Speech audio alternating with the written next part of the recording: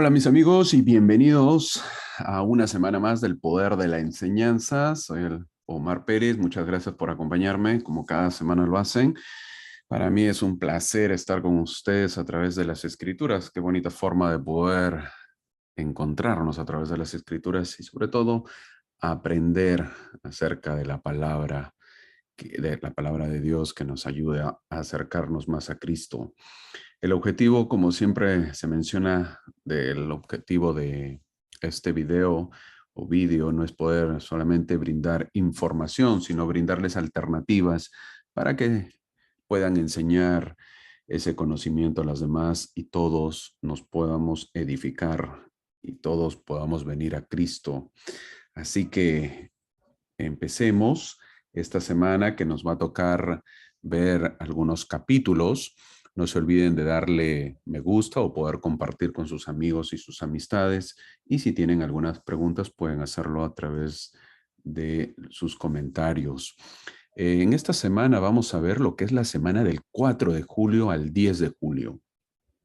Nos toca, según el manual, Segunda de Reyes capítulo 2 al capítulo 7.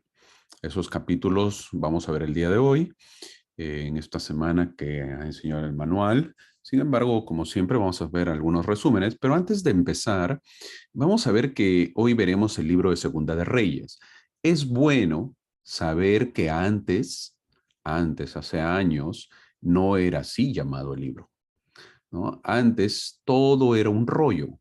Es decir, el libro de Primera y Segunda de Samuel eran juntos con el libro de Primera y Segunda de Reyes. Todo era un rollo. Como era un libro o un rollo muy grande, es dividido en 4 libros más pequeños, que vienen a ser Primera de Samuel y Segunda de Samuel y Primera de Reyes y Segunda de Reyes. Si quisiéramos llamarlos sus correctos nombres, serían Primera de Reyes y Segunda de Reyes, serían los nombres de Primera de Samuel, y el libro de Reyes sería Tercera de Reyes, y hoy día veremos Cuarta de Reyes. Así serían los nombres correctos. Pero se dividió y le pusieron a Samuel los primeros libros, y a estos segundos libros le pusieron el libro de Reyes. Espero no confundirlos, pero es bueno saberlo para ir conociendo un poquito más de las escrituras. El manual del Ven Sígueme, el cual estamos siguiendo, el cual se nos pide seguir, y ese es el objetivo de la clase, es que lo titula en esta semana, Hay profeta en Israel. Ese es el título de la clase, aunque las clases normalmente no tienen título, pero más o menos ese es el resumen, lo que quiere el manual enseñar.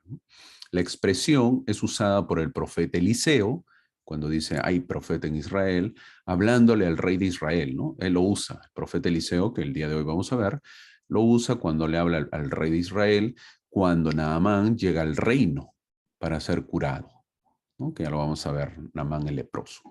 La importancia de un profeta, cuando sirve un profeta, o cuánto sirve un profeta para un pueblo, ¿no? Es lo que vamos a ver. ¿Cuál es el objetivo o propósito de tener un profeta? ¿Cuál es su misión? Vivimos en unos tiempos turbulentos, complicados, y es necesario tener guías para poder seguir en el camino de salvación. Un profeta nos ayuda en nuestra fe. Eso lo tenemos un poco claro, nos ayuda a saber que Jesús es el Cristo.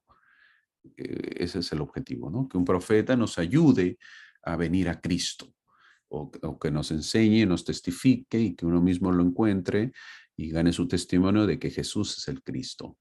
Más que saber que necesitamos un profeta, es saber que necesitamos oídos para escuchar al profeta viviente, porque ya tenemos uno.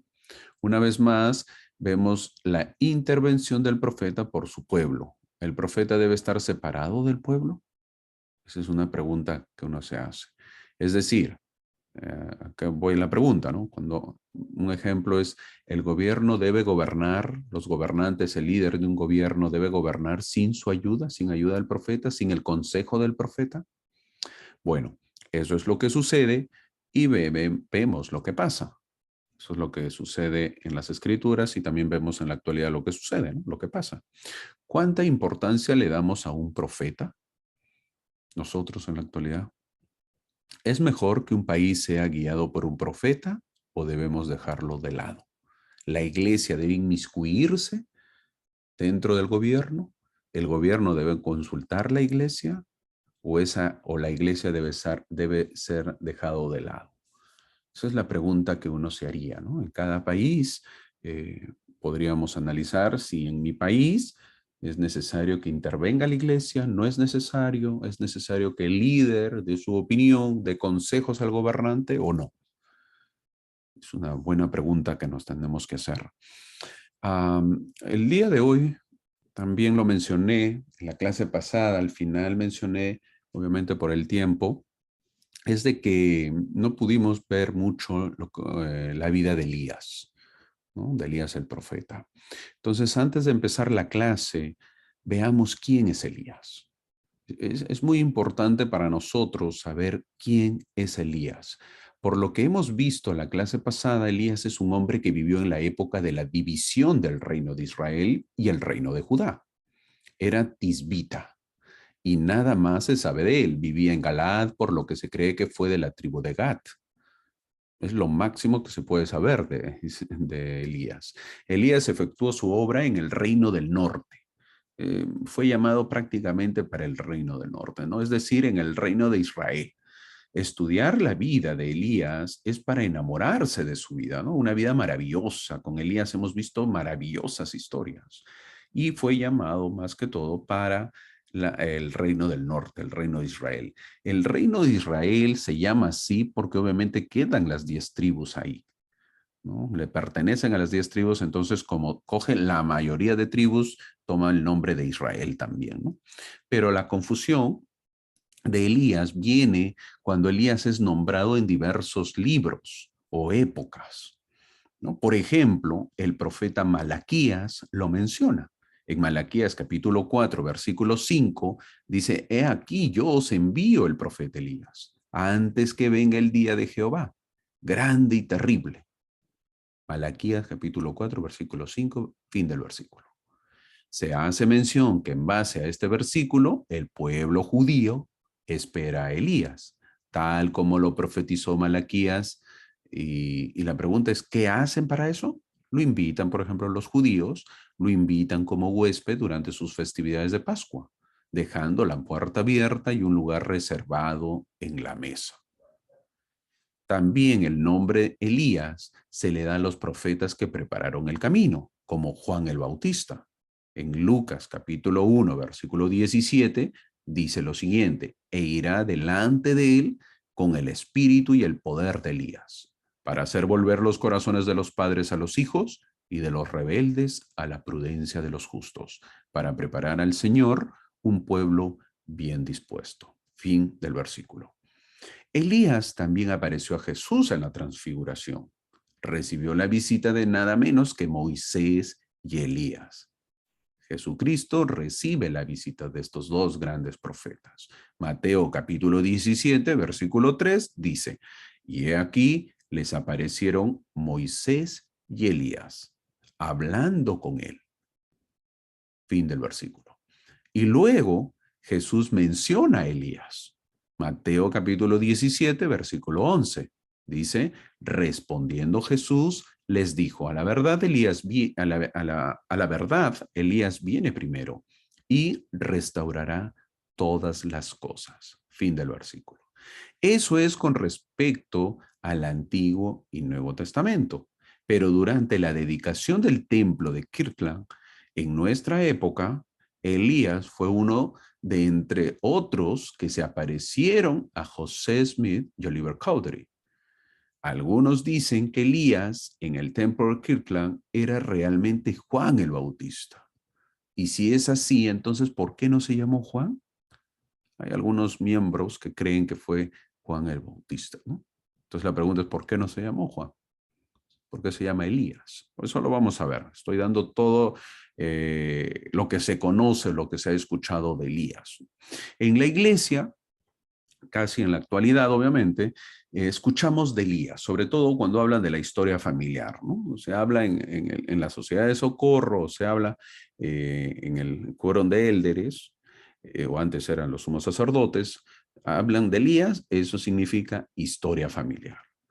Entonces, ahora, a decir verdad, el tema de Elías, el profeta o el espíritu de Elías es un poquito confuso y seguiría así si es que el profeta José Smith no hubiese aclarado el tema, ¿no? Aquí, como vemos en las imágenes, vemos a Elías, el profeta, cuando se va en su carro. Bueno, ya lo vamos a ver, eso sí lo vamos a ver en la clase, en un carro de fuego, ¿no? Si se fue o no se fue en carro de fuego. Vemos luego en la imagen derecha a Elías presentándose en el templo de Kirtland a José Smith y Oliver Cowdery, ¿no?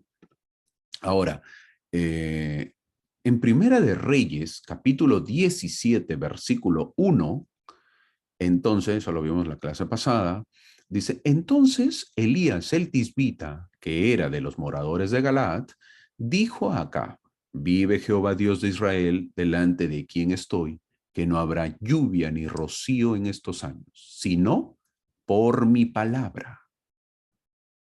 Fin del versículo. Elías el profeta podía cerrar los cielos para que no hubiera lluvia ni rocío hasta que él hablara.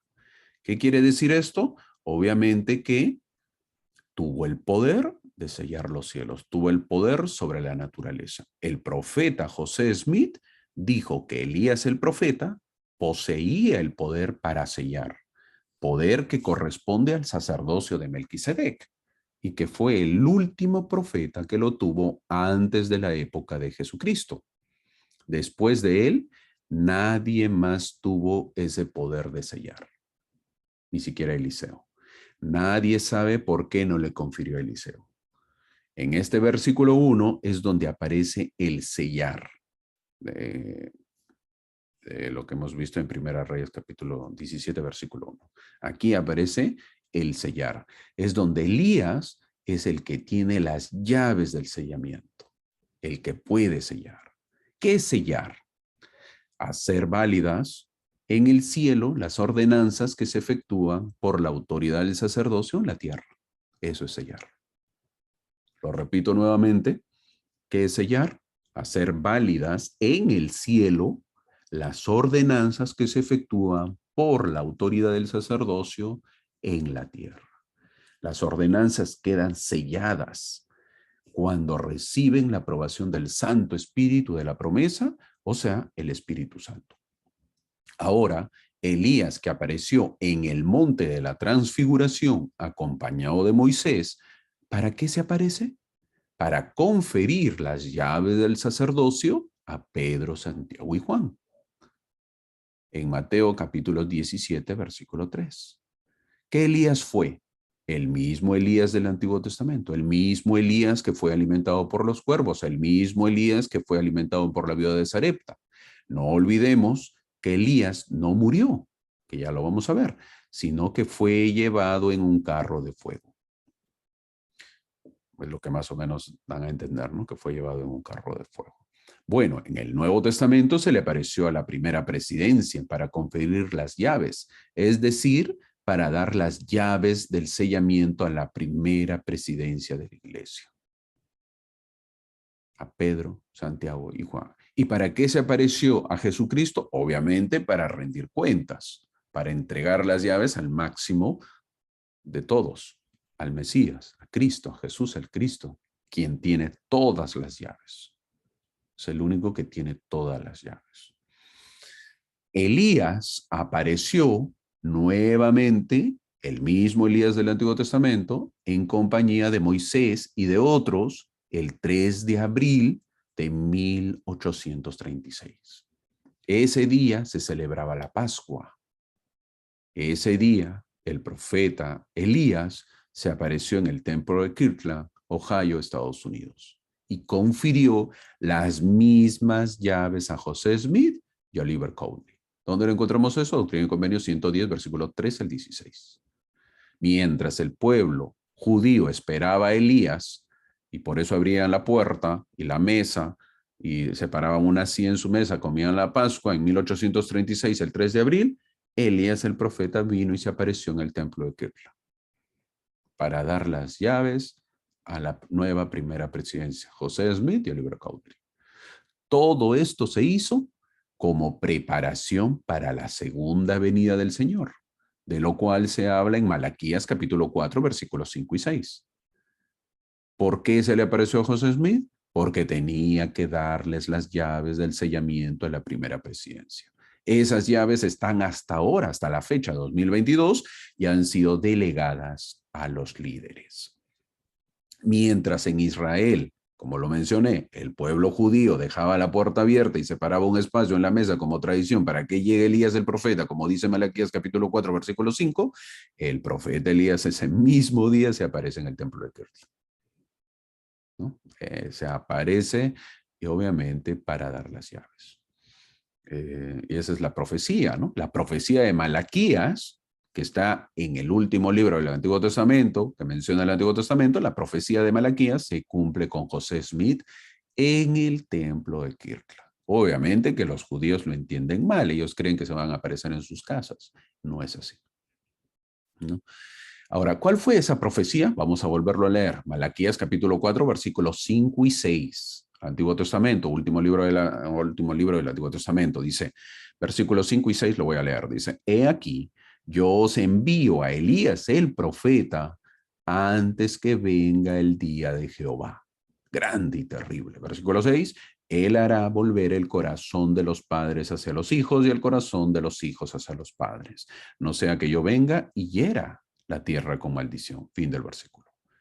Es decir, Elías el profeta, cuando vendría, lo haría para restaurar el corazón de los padres hacia los hijos, el poder de sellar, el poder, el sellamiento, el sellarse como parejas, el sellamiento de esposos, de hijos a padres y de padres a hijos. No olvidemos que Elías hace que el amor de madre e hijo se unan, que vuelvan a ser, porque había muerto. ¿Eso dónde lo vemos? En Primera de Reyes, capítulo 17, versículo 21. Y se tendió sobre el niño 3 veces y clamó a Jehová y dijo, Jehová, Dios mío, te ruego que hagas volver el alma de este niño a él.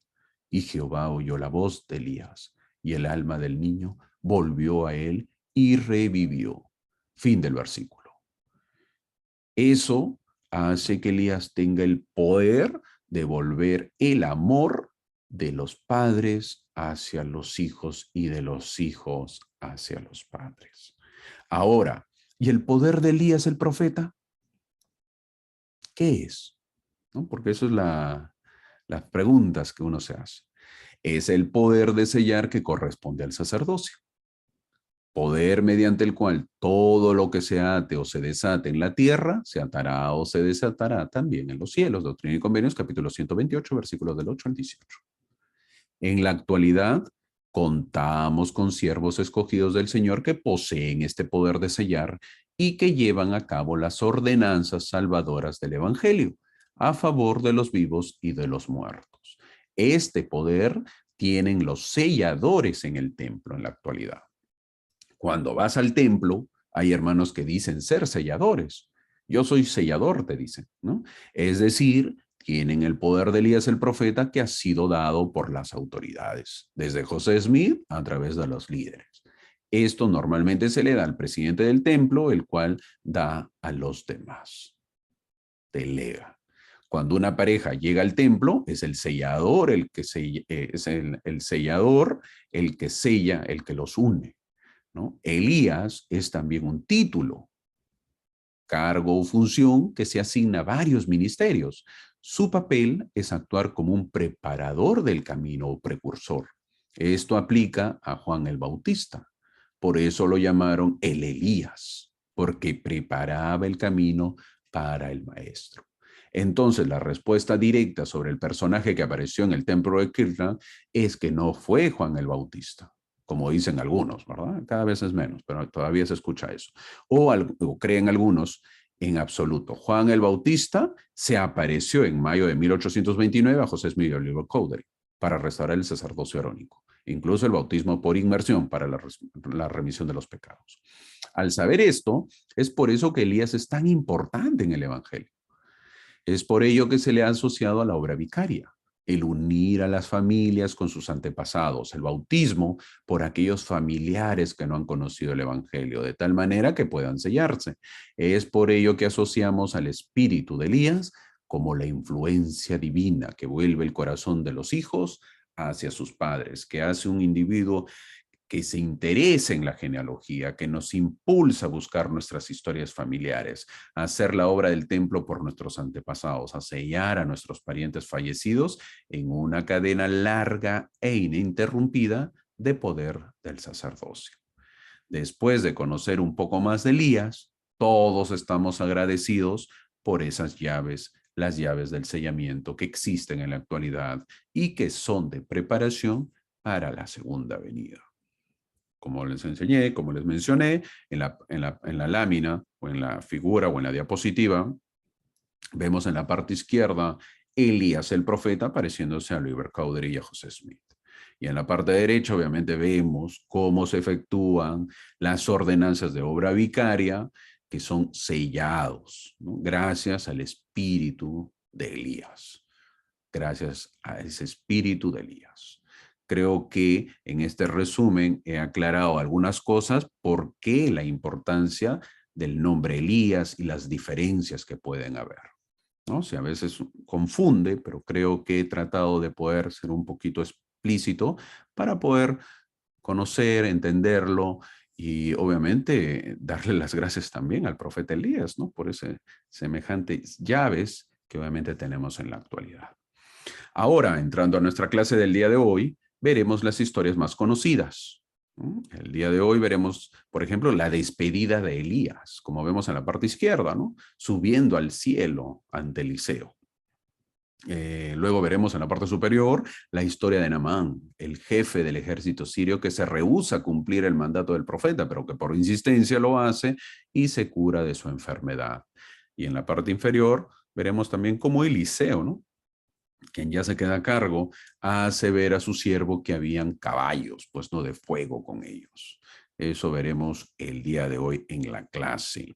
En el capítulo 1 de segunda de Reyes, que vamos a ver en el capítulo 1, porque este capítulo empieza del 2 al 7, pero en el capítulo 1 nos habla el final del rey de Israel, Ocosías, ¿no? Sería bueno, antes de empezar la clase, sería bueno que sigamos la hilación, porque si no, ahorita van a venir unos libros un poquito más complicados y obviamente que si no seguimos la hilación de las clases, nos vamos a perder, no lo vamos a entender por los nombres, por las épocas que están, por lo sucedido y obviamente que se pierden. Muchos, cuando hacen su estudio personal de las escrituras, llegan hasta acá y obviamente ya dejan o abandonan lo que es la lectura de la Biblia o del Antiguo Testamento porque se convierte en un libro complicadito, ¿no? Es un poco más complicado. Hay que tener un poquito de paciencia y obviamente que eso es lo que se trata de dar en las clases, mayor apoyo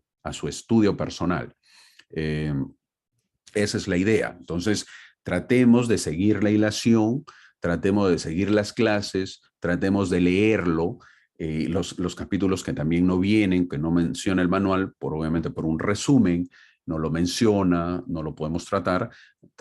Trato yo en las clases como estas de que sea un pequeño resumen para poderlo entender, pero obviamente no alcanza el tiempo y nosotros tenemos que leerlo en casa para nuestra ayuda.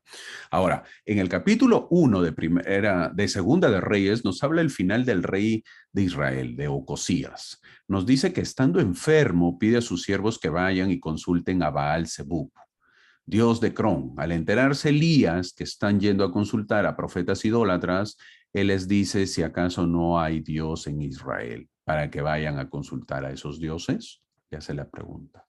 Por lo tanto, Elías le dice a los mensajes, le dice a los mensajeros que por haber hecho eso, de cierto morirá. La pregunta es clara, ¿no? ¿Por qué actúas así si hay un profeta en Israel? No se entiende. ¿Por qué actúas así? ¿Qué te pasa, no? Estoy yo aquí, yo soy el profeta, consúlteme a mí. Pero Ocosías, rey de Israel, pues no le consulta a él, no manda mensajeros que consulten a Baal Zebub. No se entiende. Nunca entienden los reyes, ¿no? Es más, la historia dice que después en el capítulo 1 dice, este rey manda a buscar al profeta, no un jefe, manda a un jefe con 50 hombres y son consumidos por el fuego. Al igual que un segundo grupo manda a un segundo grupo, también es consumido por el fuego, ¿no? Cae fuego del cielo y los consume a estos hombres. Se repite lo sucedido en el Monte Carmelo, ¿no? Cuando cayó fuego y consumió el sacrificio. Es decir, si Ocosías había olvidado lo sucedido en el Carmelo, con esto tenía que saber muy bien que estaba ante Elías, pues, ¿no? El profeta de Jehová. Hasta que el tercer grupo, dice en el capítulo 1, le pide al profeta que suba, ¿no? A ver al rey. Al subir Elías le dice lo mismo al rey, pues, y el rey muere, ¿no? Ya tanto no has entendido, bueno, vas a morir. Vengo a decirte que te vas a morir, y se muere. Eso es lo que vemos en el capítulo 1 de Segunda de Reyes, ¿no? Ahora, entrando ya a la clase, en el capítulo 2 se mencionan los hijos de los profetas, ¿no? Pero, ¿qué pasó con los profetas que se mencionan en la clase pasada?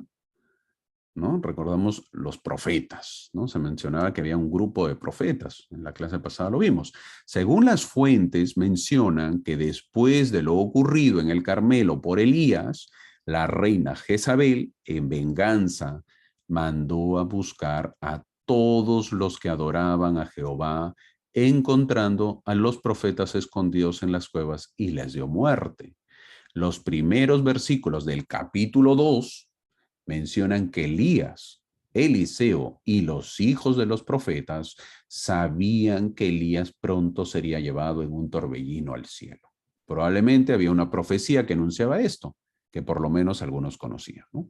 En el versículo 8 de este capítulo, el capítulo 2 que estamos viendo, había llegado el momento que Elías tenía que partir y tomando entonces Elías su manto, lo dobló y golpeó las aguas cruzando el río Jordán, ¿no? Las cuales se apartaron a uno y otro lado y pasaron ambos por lo seco.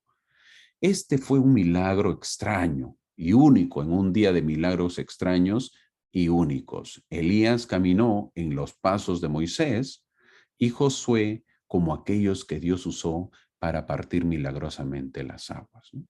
En el versículo 9, como dice la diapositiva, dice, y aconteció que cuando hubieron pasado, Elías dijo a Eliseo, pide lo que quieras que haga por ti, antes que yo sea quitado de ti. Y dijo Eliseo, te ruego que una doble porción de tu espíritu sea sobre mí. Después de cruzar el río Jordán, le dice, pide lo que quieras que haga por ti, antes que yo sea quitado de ti. Esta fue una gran invitación, pero Eliseo demostró su tenacidad al negarse a dejar a su mentor. Había llegado el momento de partir y Eliseo había demostrado que ya estaba capacitado para seguir los pasos de un profeta del Señor. Había aprendido de Elías lo suficiente y lo demás lo tendría que experimentar él mismo.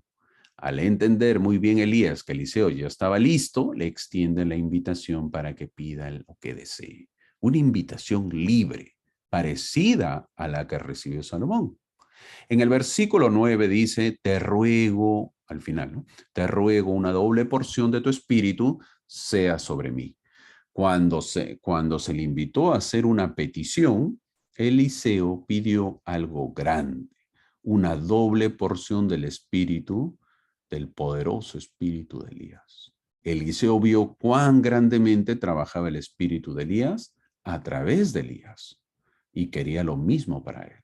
Eliseo supo de la espiritualidad de Elías. El pedido de Eliseo estaba en un pedido celestial. Eliseo había dado ese salto de fe. Pudo haber pedido lo que fuera, pero pidió esto. No buscó riquezas, no buscó posición, ni poder terrenal, ni una parte de aquellas ventajas a las cuales había renunciado para siempre. No pidió unos bueyes. Hay que recordar que Eliseo no era pobre, venía de una condición económica alta, ¿no? Tenía terrenos, tenía sus bueyes, 12 bueyes, dice. Eso significaba que tenía dinero. No pidió unos bueyes para poder mejorar su siembra o terreno. Tenemos que recordar eso, ¿verdad? Eliseo estaba arando su tierra cuando le llegó Elías y lo llama. Nota, primera nota, el pedido de Eliseo nos hace acordar a nosotros cuando vemos a un líder muy bueno y queremos ser como él o como ella, ¿no? Como la hermana o como la líder o como el líder. por sus virtudes, ¿no? Nos queremos parecer por sus virtudes, por sus dones o por su vida misma, y tratamos de imitarla.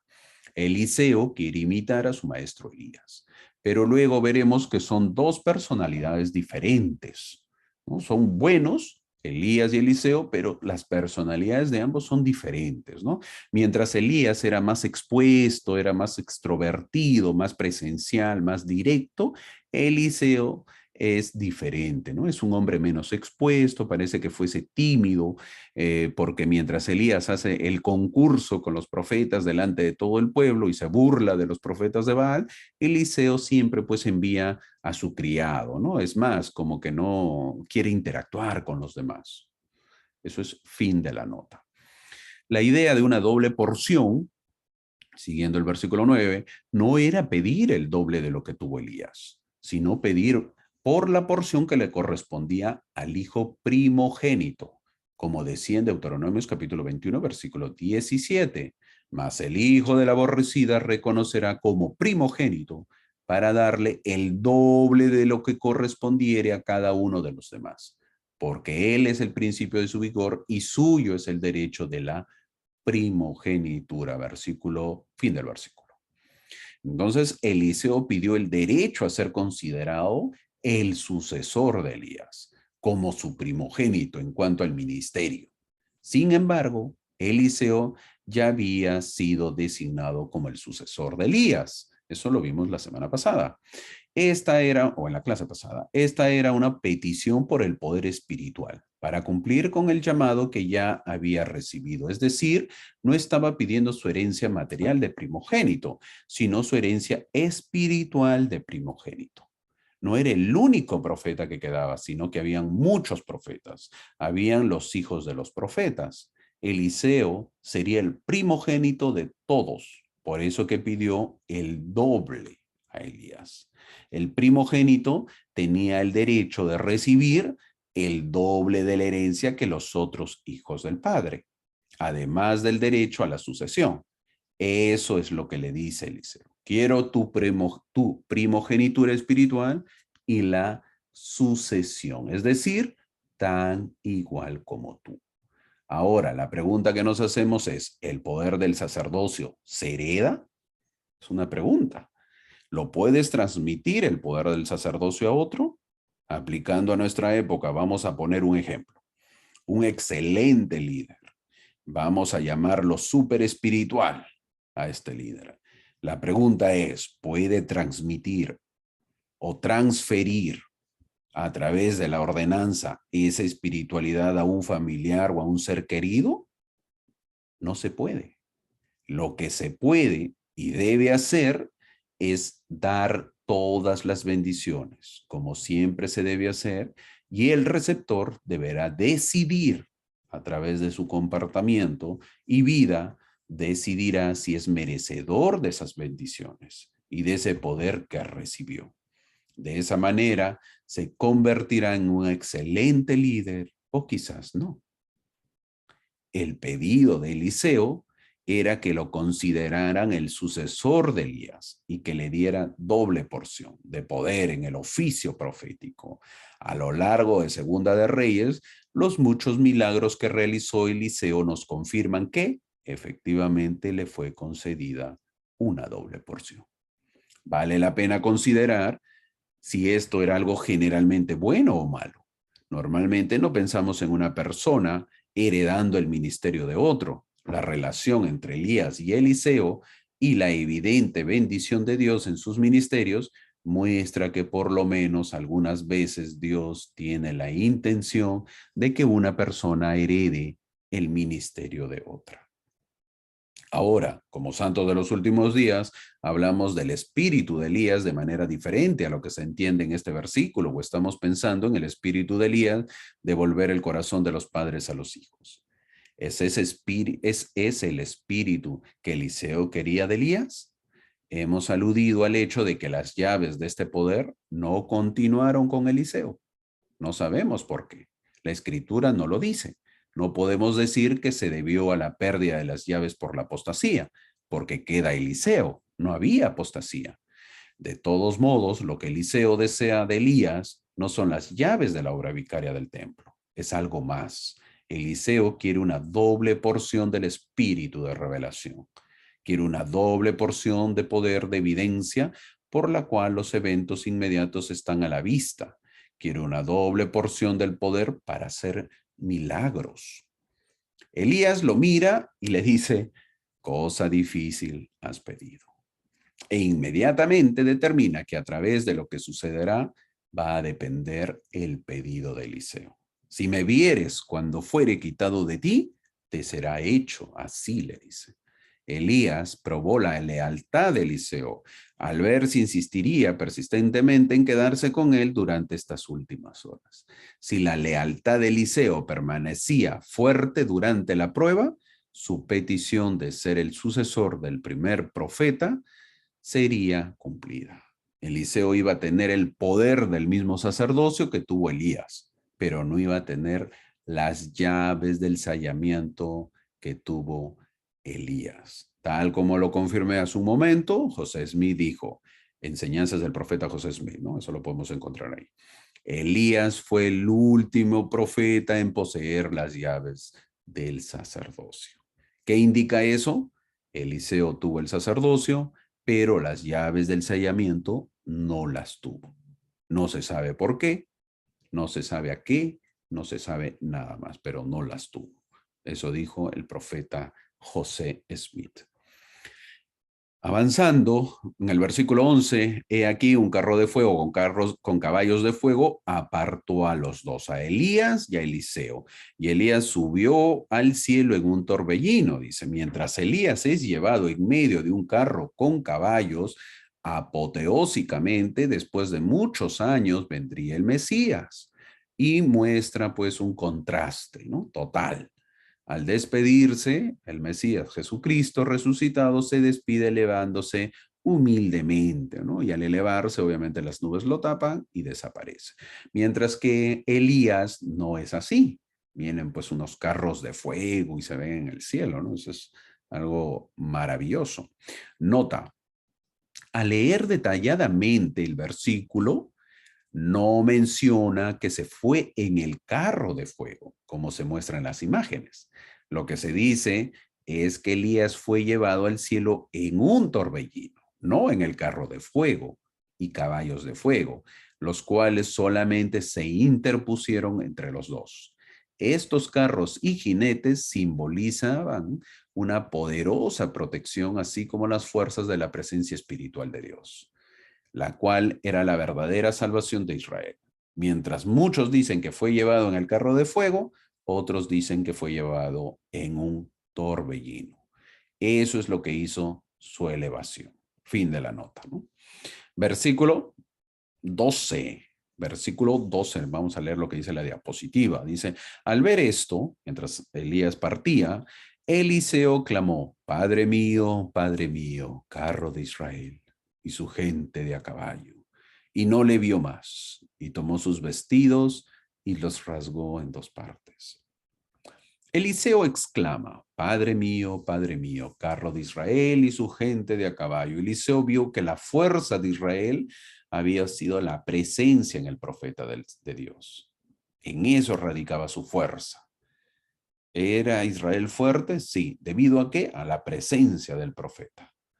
Es por eso el tema de la clase. Hay profeta en Israel, se llama esta clase, ¿no? El titulado.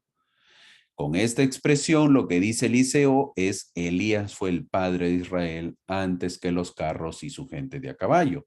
Y si se trata de carros y caballos, también los tuvo espiritualmente. Siempre fueron protegidos por Jehová, quien con su ejemplo, consejos, oraciones y poder con Dios, Elías, hizo más por la defensa y preservación de Israel que todos sus carros y caballos u otras provisiones bélicas. Israel no necesitó de armamento militar cuando Jehová estaba presente. Nota, Elías deja el trabajo en manos de Eliseo, algo similar a lo que ocurre en la actualidad.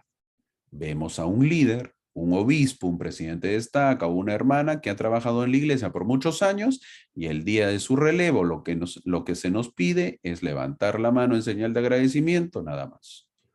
Luego se le invita a pasar a sentarse con su familia y el líder, el nuevo líder, se sentará en el púlpito.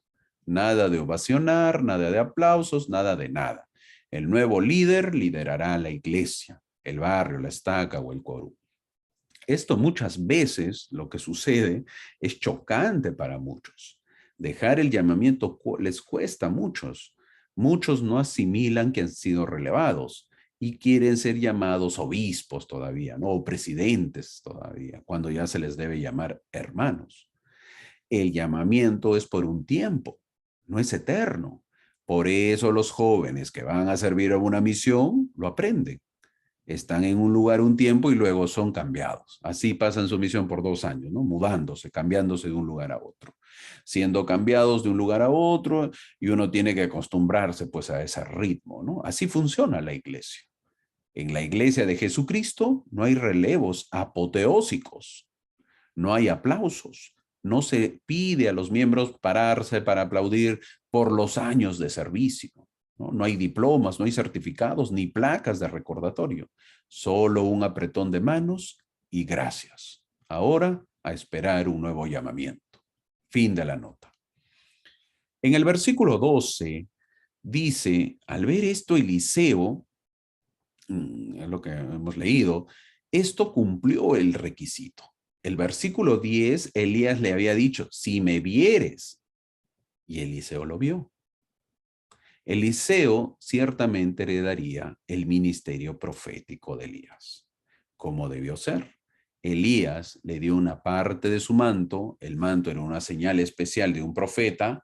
Esta fue una demostración de que Eliseo realmente había heredado el ministerio de Elías. Eliseo tomó la decisión de ir a recoger ese manto. Eliseo tuvo que decidir recogerlo y ponerlo. No cayó de los cielos en sus hombros, sino que tuvo que decidir. El ministerio de Elías fue uno de gran poder, pero también de gran presión. Responsabilidad y todo eso estaría en los hombros de Eliseo, y él lo sabía. Luego Eliseo hace la pregunta al frente del río Jordán, ¿no? ¿Dónde está Jehová, el Dios de Elías? Eliseo sabía que el poder en el ministerio profético no yacía en el manto ni en los carros de fuego. El manto es un simbolismo. El poder estaba en la presencia de Jehová. Si Jehová, el Dios de Elías, también estaba con Eliseo, entonces él heredaría el mismo poder y dirección en el ministerio. Si Dios esperaba que Eliseo continuara con el ministerio de Elías, entonces debía estar presente con el profeta de la misma manera en que lo estuvo con el profeta Elías. Cuando golpeó las aguas, se apartaron a uno y a otro lado. Esto muestra que Eliseo inmediatamente tuvo el mismo poder en el ministerio que Elías. Regresó a través de un Jordán dividido, de la misma manera en que Elías primero pasó por el río. 2 veces se divide. La primera vez se divide porque Elías lo hace y la segunda vez de venida porque Eliseo divide al río Jordán. El río Jordán le debe haber tenido miedo, ¿no? Ya estos nos hacen dividir. Cuando se reciba un llamamiento, tenemos que aprender, ¿no? A nosotros, a no decir, no digamos, pues, ¿no? ¿Dónde está Elías? Sino, ¿dónde está el Dios de Elías? Elías se ha ido, pero Dios no. Elías se ha ido lejos, pero Jehová aún está presente y siempre listo para ayudarnos. Eliseo estaba listo para empezar la obra, ya que la obra no puede parar.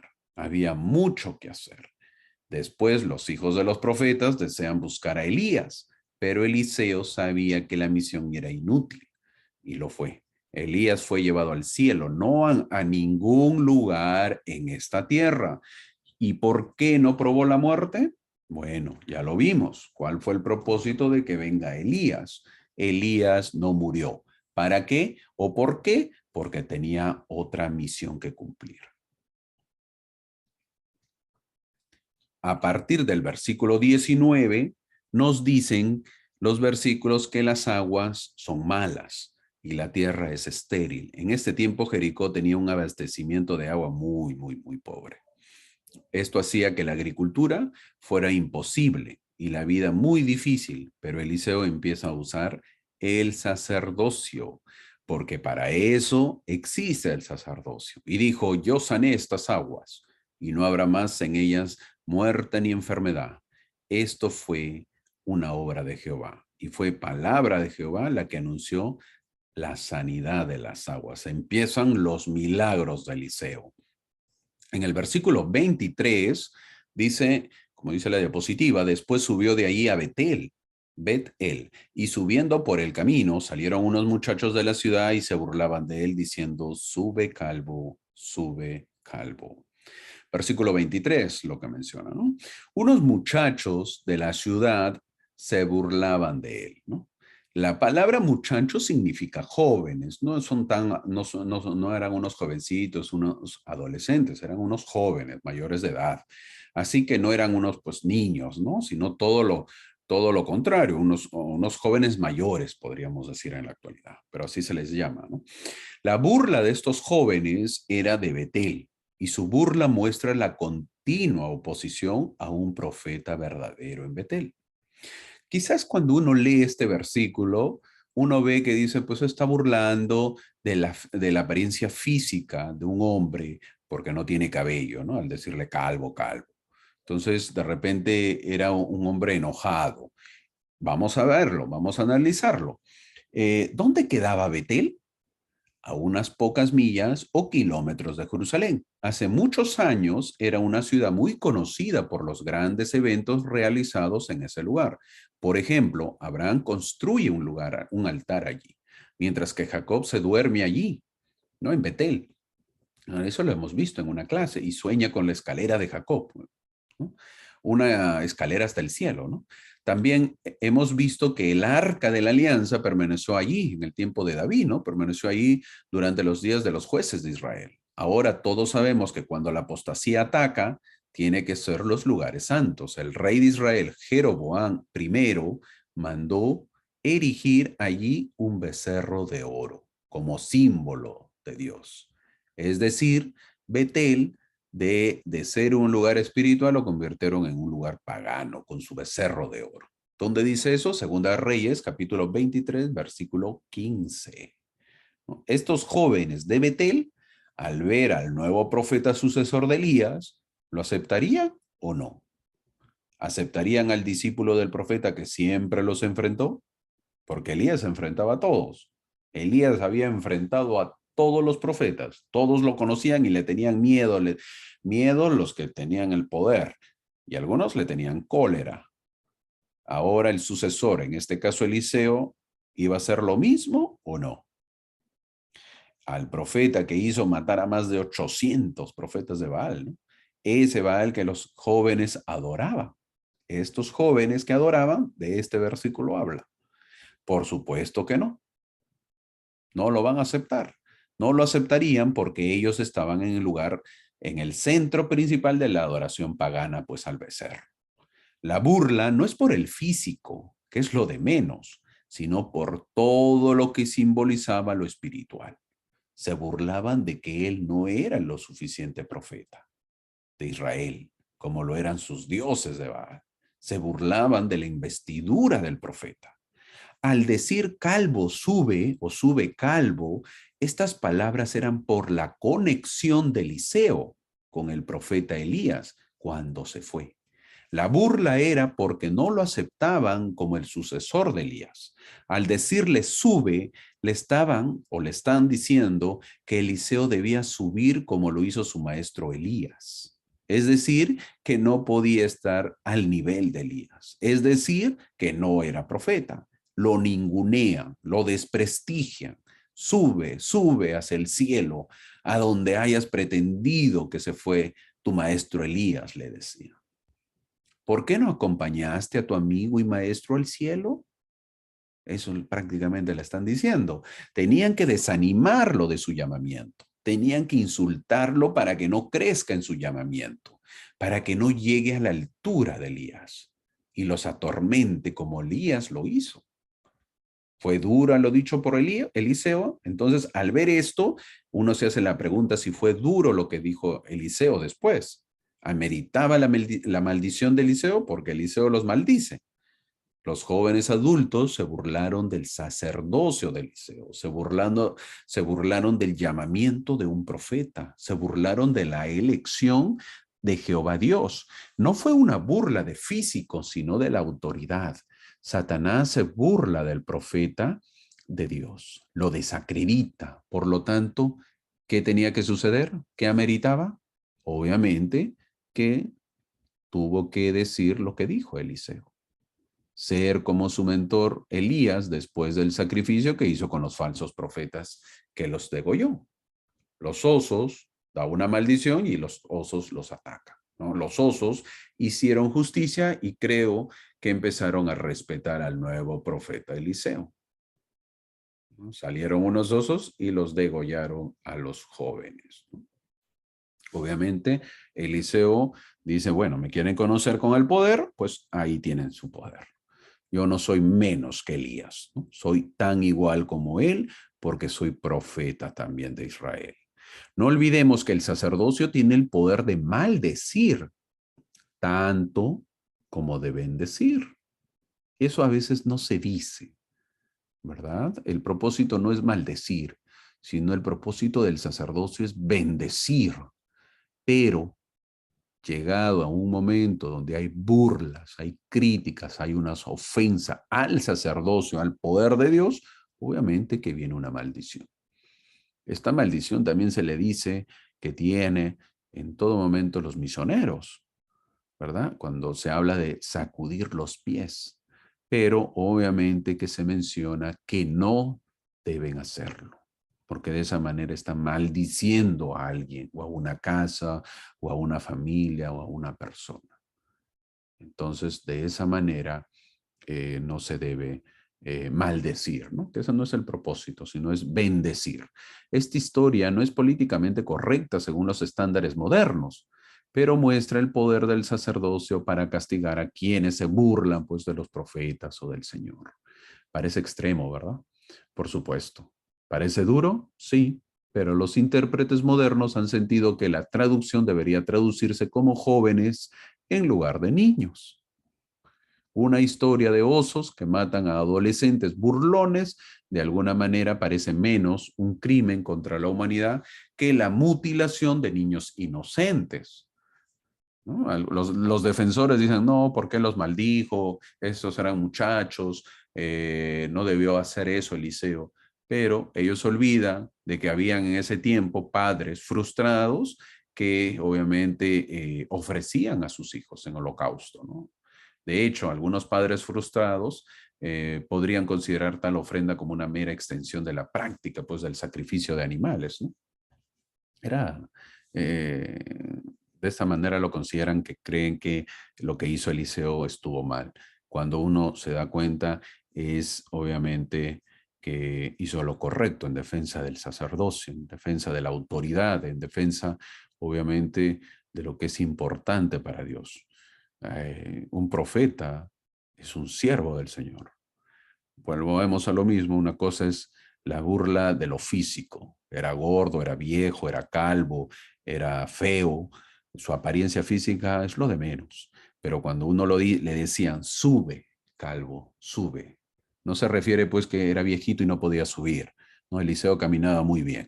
Creció el río Jordán, iba de un lado a otro. Caminaba muy bien, caminaba muy bien. Lo que se refiere aquí es, obviamente, que se parezca a Elías, ¿no? Tú no te pareces a Elías, tú recién eres, pues, ¿no? Eres un calvo que no eres nada. Entonces, ahí les demostró el calvo, Eliseo, el poder del sacerdocio. En el capítulo 3 empieza con nuevos reyes, ¿no? El nuevo rey de Israel es Joram, hijo de Acá. El rey de Acá, el rey Acá muere, ahora es Joram. El rey malo, Acab, ¿no? Y de su esposa Jezabel. Los dos tienen un hijo, pues, y es Joram. Joram sigue los pasos de su padre, aunque un poco menos, pero no hizo cambios muy significativos en Israel, ¿no? Luego nos menciona los moabitas. Los moabitas vivieron en el lado este del Mar Muerto, tal como se ve en la imagen. y estaban bajo tributo a Israel, ¿no? Cuando el rey Acab murió, el rey de los moabitas vio una oportunidad de escapar a los impuestos que el rey de Israel lo había forzado a pagar. Era el momento para dar por finalizado el pago de impuestos. Ante eso, el rey Joram se une con Josafat, rey de Judá, para ir contra los moabitas y preguntan por cuál camino iremos. Lo lógico era ir por el lado del norte, tal como indica la flecha roja en la imagen. Pero el rey de Judá indica que ataquen por el sur, como indica la flecha azul. Al ir al sur también se une el rey de Edom, como vemos en la parte de amarillo, ¿no? Eh, Al unirse el rey de Edom, los tres reyes, el rey de Israel, el rey de Judá y el rey de Edom, en camino contra el reino de Moab. Josafat, rey de Judá, creía que se debía consultar al profeta. Era un buen hombre, ¿no? Josafat. El llamado de Eliseo era a continuar con el ministerio de Elías.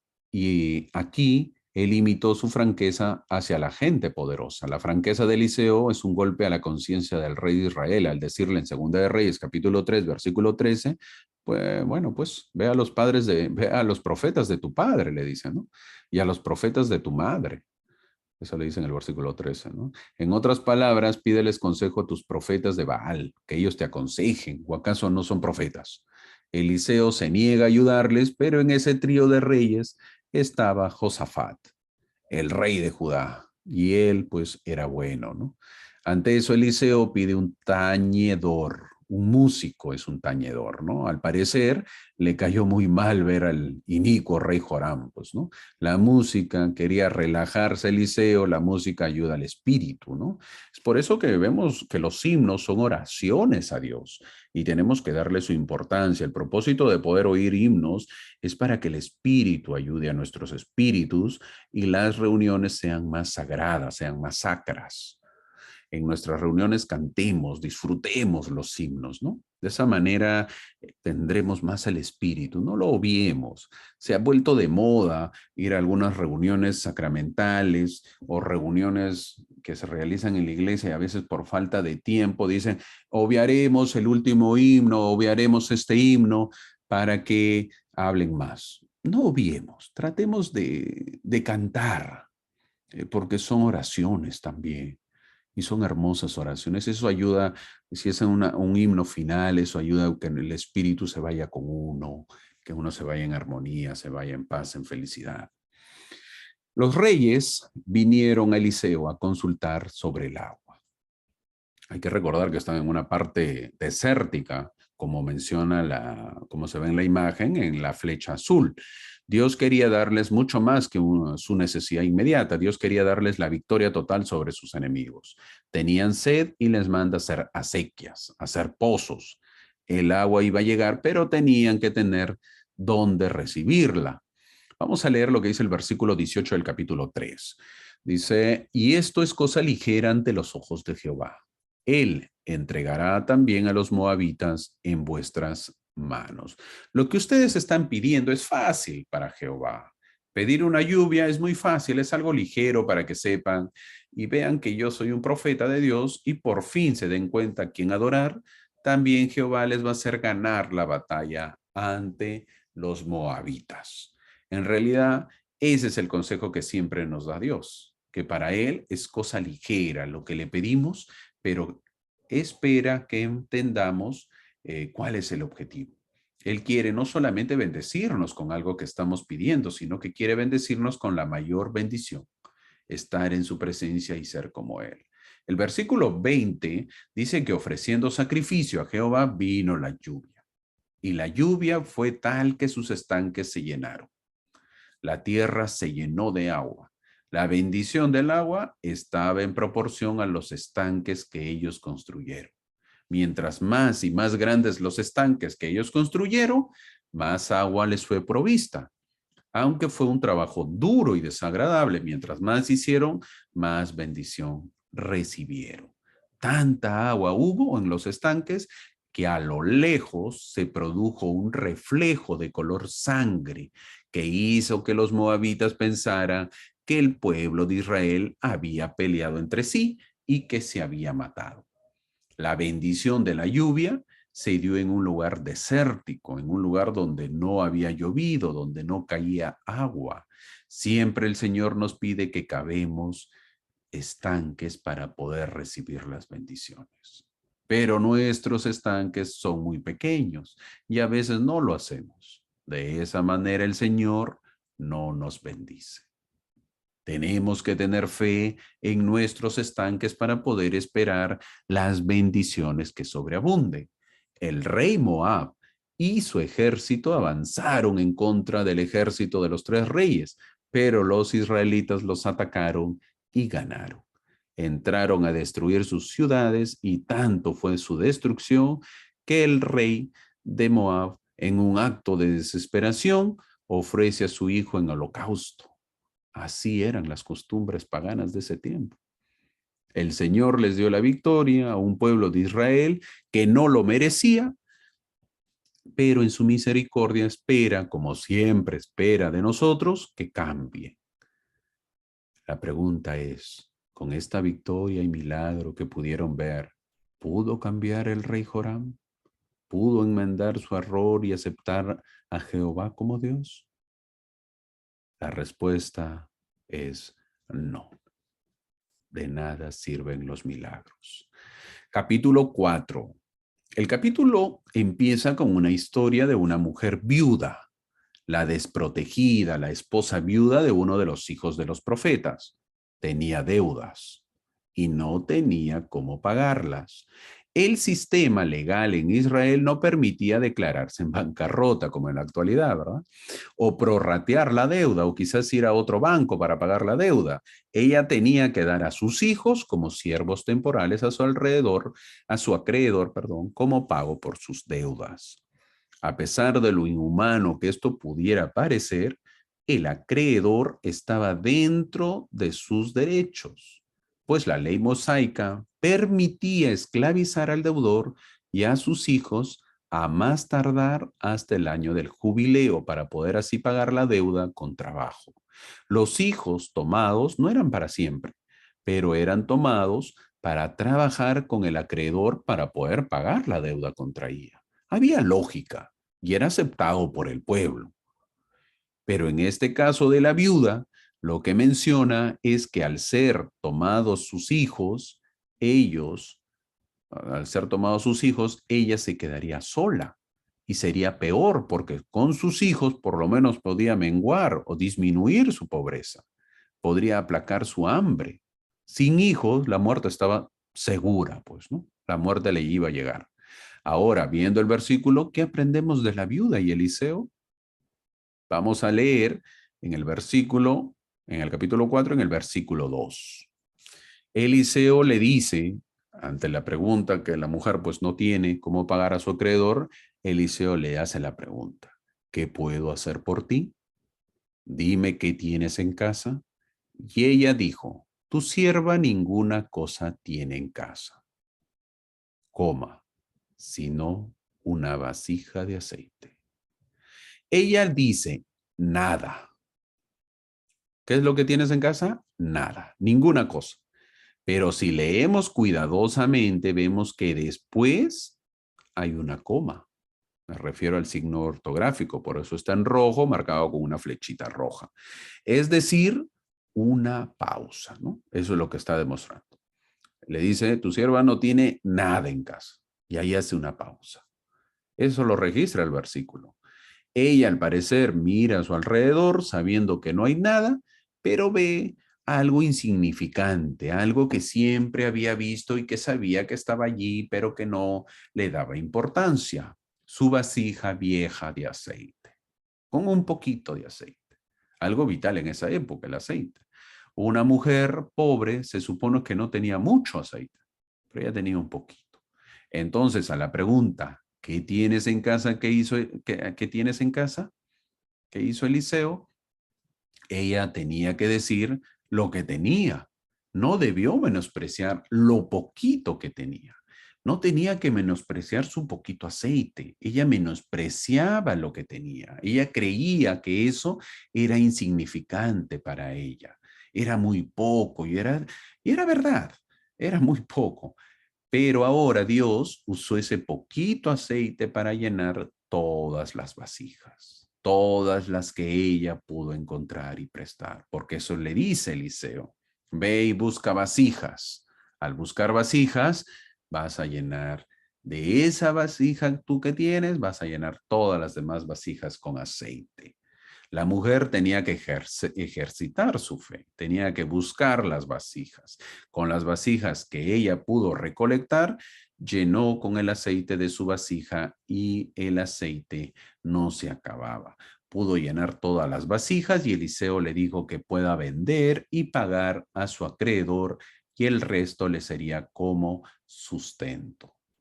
Qué gran enseñanza que nos da Eliseo. Quizás él mismo pudo buscar las vasijas, pero hizo que la mujer lo haga, que la fe de la mujer crezca. La mujer tenía que aprender a confiar en Dios. ¿De quién dependía la bendición? De la mujer y sus hijos. Mientras más vasijas encontró, más bendición de aceite tuvo. Mientras menos vasijas encontró, menos aceite tuvo.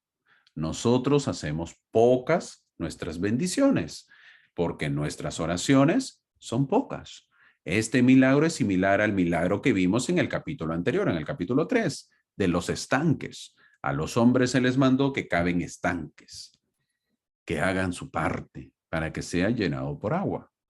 Si cavaron muchos estanques, entonces tuvieron mucha agua.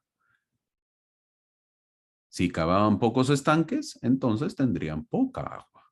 Ahora a esta mujer se le manda que busque vasijas para que pueda ser llenado el aceite. Tenemos que trabajar por las bendiciones y no dar excusas. Gran enseñanza de este versículo que nos da Eliseo. En los siguientes versículos vemos otra historia de una mujer, pero es una mujer importante. Así dice el versículo 8. Una mujer que lo ve a Eliseo siempre pasar y lo invita a comer. Y con su esposo le hacen una habitación arriba de la casa para que Eliseo descanse. Una mujer muy acogedora. Eliseo, al ver la gratitud de esta mujer, pregunta qué puede hacer por ella, pero se entera que ella no tiene hijos y que su esposo ya es mayor. Eliseo le dice a la mujer que saldrá embarazada. El año que viene por este tiempo, abrazarás un hijo, le dice. Para esta mujer estéril, esta promesa parecía muy buena para ser verdad. La esterilidad era un estigma muy duro en esa época, tan duro en el mundo antiguo, y este hijo prometido sería la respuesta al anhelo de su corazón y eliminaría pues el estigma de la esterilidad. Le llegó la promesa a su vida, ella no necesitaba nada, era una mujer importante, dice, de dinero, es lo que se refiere, importante, respetada, su esposo también tenía dinero, lo opuesto de la mujer viuda, ¿no? Que no tenía dinero, aquí se ve lo opuesto, también hay mujeres adineradas o que tengan dinero, familias que tienen dinero, que ejercen fe, que son agradecidas, no solamente los pobres, como muchas veces se cree. En este versículo hablan acerca de una mujer importante, ¿no? Porque siempre la historia, la vez pasada me hicieron la pregunta, siempre la historia son con los pobres, solamente los pobres. Aquí vemos a una mujer importante. ¿Qué quiere decir? No era pobre, tenía mucho dinero.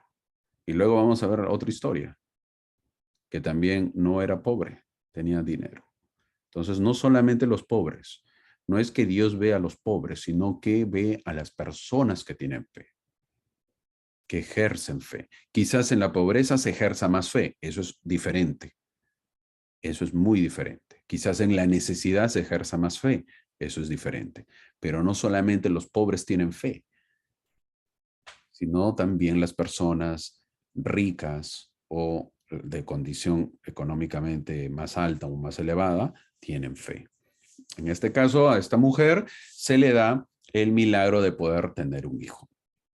Hay que entender de que era una mujer que vivía bien, estaba casada, vivía tan bien que podía dar acogida al profeta, mandó a construir una habitación para su invitado, pero como todo en la vida, todos en la vida, siempre se tiene pues necesidades, ¿no? Quizás esta mujer vivía bien, tenía que comer y tenía un esposo, pero no tenía hijos. La vida le había sido bendecida con lo material. La mujer que tan generosamente había provisto cosas materiales para el profeta de Dios, ahora era bendecida por el Dios del profeta. Bendecida mucho más allá de las cosas materiales. Pasado el tiempo, el niño nace, crece y de pronto pues está en el campo con su padre. Al parecer le da una insolación en un país con un calor tan fuerte, llega a casa con dolor y muere en los brazos de su madre.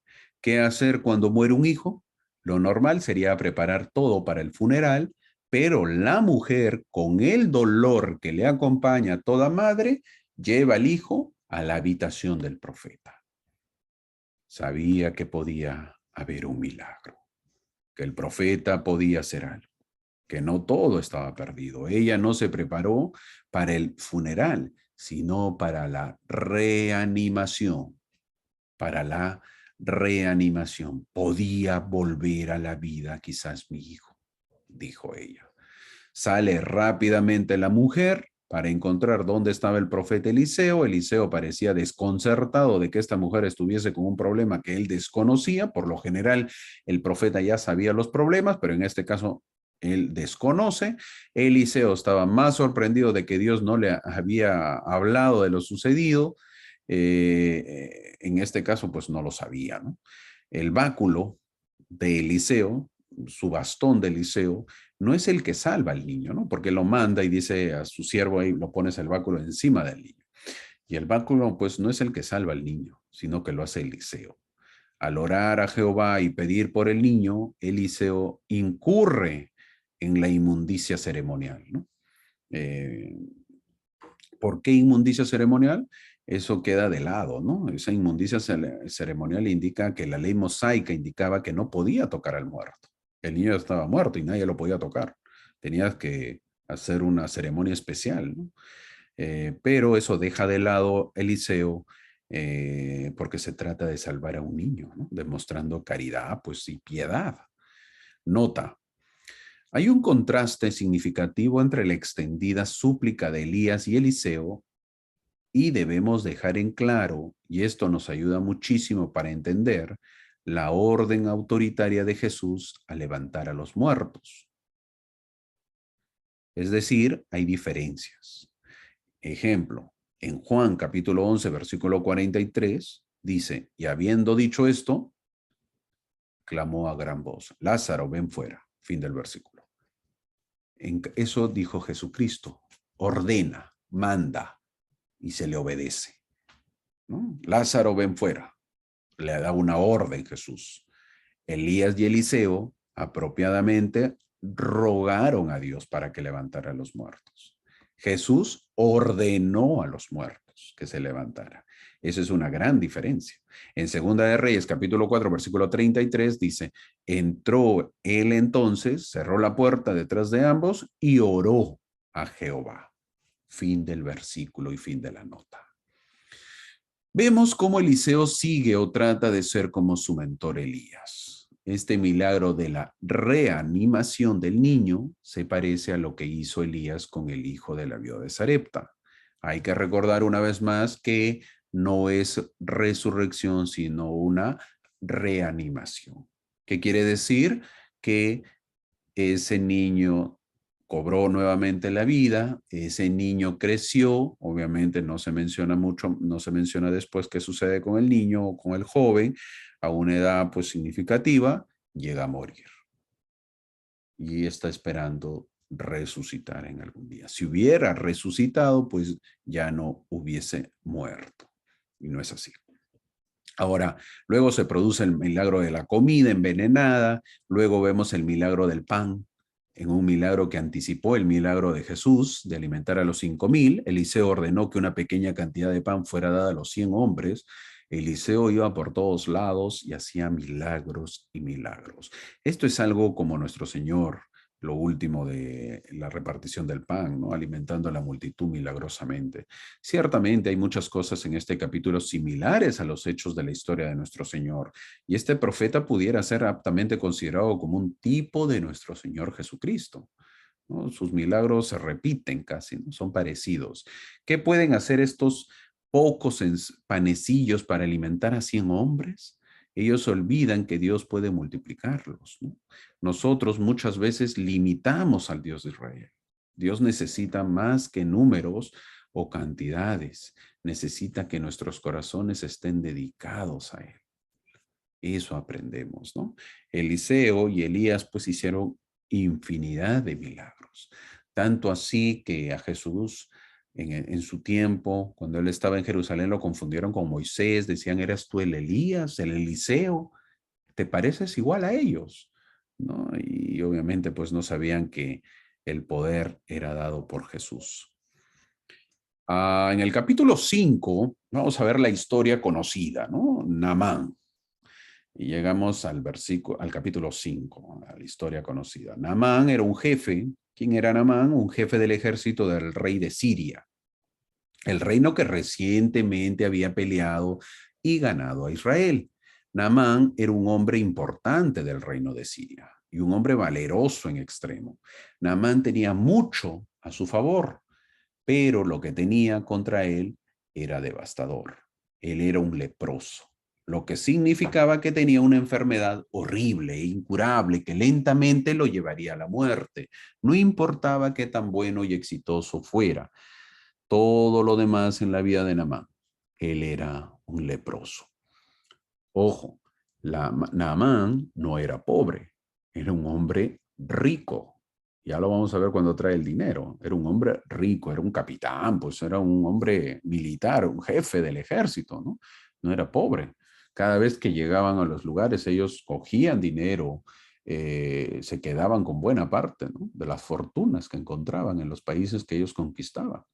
Entonces no era pobre. Otra vez, un hombre rico, Naamán. La lepra que él tenía era una enfermedad muy notoria, ya lo conocemos la lepra, pero me gustaría hablar un poquito de la lepra para recordar y refrescar nuestra memoria. Era una enfermedad notoria, se ve, no fácil de identificar en esos tiempos, ¿no? Esta enfermedad al comienzo comenzaba con manchas rojas en la piel y conforme pasaba el tiempo ocurría el dolor en las articulaciones y la piel se iba pudriendo y cayendo, se caía el pelo, se caían las cejas y luego las uñas de los dedos. Era una enfermedad dolorosa, muy triste. Las personas con esta enfermedad iban consumiéndose hasta la muerte. En la actualidad, pocos países tienen esta enfermedad, ¿no? Felizmente. Y ya existe la cura también, pues si uno se contagia, ¿no? Dura algunos meses la cura, pero la persona se cura, ¿no? Con la medicina. Con Naamán vivía una muchacha, una jovencita, que servía a la esposa de Naamán. Y le dice que hay un profeta que le puede ayudar, ¿no? Da un testimonio en medio de un pueblo pagano. La fe de esta joven es tan fuerte que Naamán le hace caso y va a buscar al profeta Eliseo. Esta jovencita no ve problemas, sino que ve oportunidades. Oportunidad de predicar, de poder testificar del profeta Eliseo, ¿no? Hay que recordar que Naamán viene de un país donde no se conoce a Jehová, solamente se ha escuchado, donde no se adora a Jehová, sino que hay otros dioses, donde los profetas, porque son también reyes, donde vive Naamán o donde su país de Naamán, de Siria, hay un rey, donde los profetas agachan cabeza o dependen del rey. El rey manda y el profeta ordena. Así eran en los demás países. Y así quería que sean en Israel también los reyes, ¿no? Cuando no era así. Así no debía ser. No es que estaba el profeta supeditado a lo que el rey diga. No era así. Era al contrario, ¿no? El profeta decía y el rey tenía que obedecer. Entonces, pero Naamán viene de esa cultura, ¿no? De ese lugar.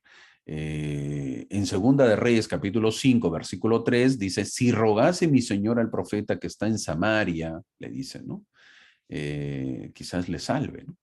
No hay evidencia bíblica de que Eliseo u otro profeta en ese momento haya sanado alguna vez a un leproso. Sin embargo, la pequeña doncella, la jovencita, creía que era un verdadero profeta de Dios y que un profeta de Dios obviamente podía hacerlo, ¿no? Podía salvarlo.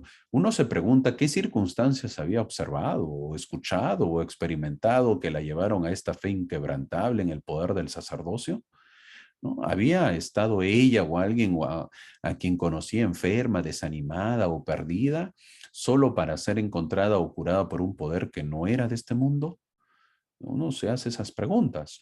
Una vez que poseemos un testimonio sólido del poder de Dios, nuestro entendimiento puede extenderse para aceptar la verdad de que nada es imposible para el Señor, como lo hace esta jovencita. Esta jovencita tiene un testimonio fuerte, ¿no? Yo sé que hay un profeta allá.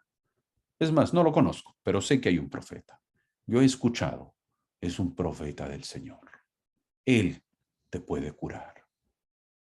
¿Has visto cómo ha curado leprosos? No, no lo he visto, pero yo sé que Él es un profeta del Señor y te puede curar. Ese es su testimonio. Una vez nosotros, que cuando tenemos un testimonio, tenemos que compartirlo. Cualquiera que haya sido su experiencia previa con el poder del sacerdocio, esta jovencita pues le da un testimonio poderoso, ¿no? A la esposa de Naamán, de que un profeta en Samaria, la capital de Israel, podría curarlo, con solo preguntar. En el versículo 5 se menciona que Naamán sale de Siria en busca del profeta del Señor, llevando consigo 10 talentos de plata y 6,000 piezas de oro y 10 mudas de ropa, calculando y convirtiendo el dinero como nos gusta a nuestra actualidad, porque nos gusta saber cuánto es eso en oro en la actualidad, promedio, saquen calculadoras, 1,2 millones de dólares. No, no se entiende qué es 1,2. Bueno, 1,2 millones, eso es lo que llevaba en promedio Nama.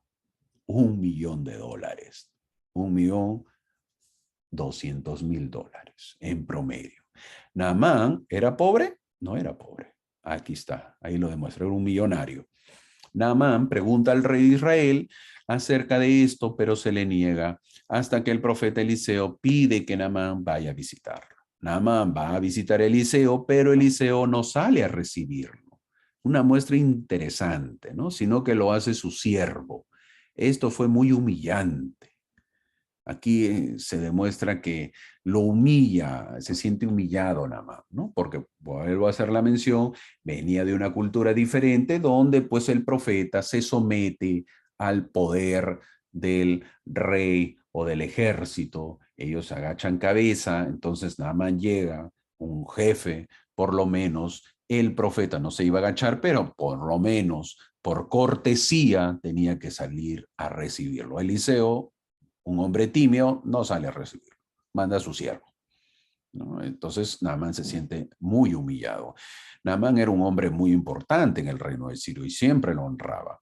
En el versículo 10 vamos a ver lo que dice en la diapositiva. Entonces Eliseo le envió un mensajero diciendo, ve y lávate 7 veces en el Jordán y tu carne se te restaurará y serás limpio. Eliseo no lo trata mal, sino al contrario, lo trata humildemente. Así de rápido le da la solución. Pero esas instrucciones humildes demuestran todo lo contrario para Naamán, que se ofende. ¿Cuántas veces nos ofendemos, ¿no? Los ofendidos. Vemos que la humildad para uno es la ofensa para el otro. Nos ofendemos cuando tenemos el orgullo en nuestras vidas, cuando nos creemos superiores a los demás. Mientras Eliseo demuestra humildad, Naamán demuestra su orgullo. Todo orgulloso Naamán se va, se retira de Eliseo, ¿no? Se regresa a casa. No, no, vámonos. Todo el camino de Siria a Israel, cuando él venía a visitarlo a Israel, de repente estaba pensando en cómo el profeta saldría a saludarlo y lo sanaría. Era una costumbre que los profetas vivan de lo que las personas le den. Naamán llevaba mucho dinero y pensaba que con su dinero el profeta saldría a recibirlo y lo sanaría. Pero al llegar, Naamán fue todo lo contrario. ¿Tuvo la culpa Eliseo? ¿O la culpa lo tuvo Naamán por haberse imaginado otras cosas? Se parece a nosotros, ¿verdad? ¿Cuántas veces alucinamos con ideas y con las bendiciones del Señor? Para luego saber que el Señor nos bendice con humildad. Naamán no quiso nada con Eliseo. Es más, le sugirió a Eliseo que si la solución estaba en lavarse en un río, pues que había muchos mejores ríos en Damasco. Naamán no mentía en decir que los ríos de Damasco eran muchísimos mejores que el Jordán, pues. Y era muy probable que quizás no conocía el pobre Eliseo esos ríos. Este profeta Eliseo estaba familiarizado con su río Jordán, pues es más, ya el Jordán me tiene miedo, ¿no? El cual había golpeado tanto Elías y él mismo que se partió en dos para que pase. Pues tiene lógica que a dónde lo va a enviar Eliseo, nada menos que el Jordán, el río que le obedeció cuando empezó a ser profeta. Ahora, ¿no le iba a obedecer el Jordán en dejar limpio a un hombre? Esa es la pregunta. ¿Lo obedecería o no lo obedecería? ¿Cómo no le iba a obedecer? ¿No? Él lo miraba el Jordán a Eliseo y se abría en dos y sanaba a quien él mandaba. Pues. En el versículo 13 menciona, pero sus criados se acercaron a él y le hablaron diciendo, Padre mío, si el profeta te mandara alguna gran cosa, ¿no la harías? ¿Cuánto más si solo te ha dicho, lávate y serás limpio? Fin del versículo. Veamos qué nos dicen con respecto a las cosas sencillas. ¿Qué nos dicen con respecto a las cosas sencillas, a las cosas pequeñas? ¿No? Dice en la diapositiva, bien podríamos preguntar, si el profeta José me hubiera pedido que viajara a Missouri, ¿habría ido?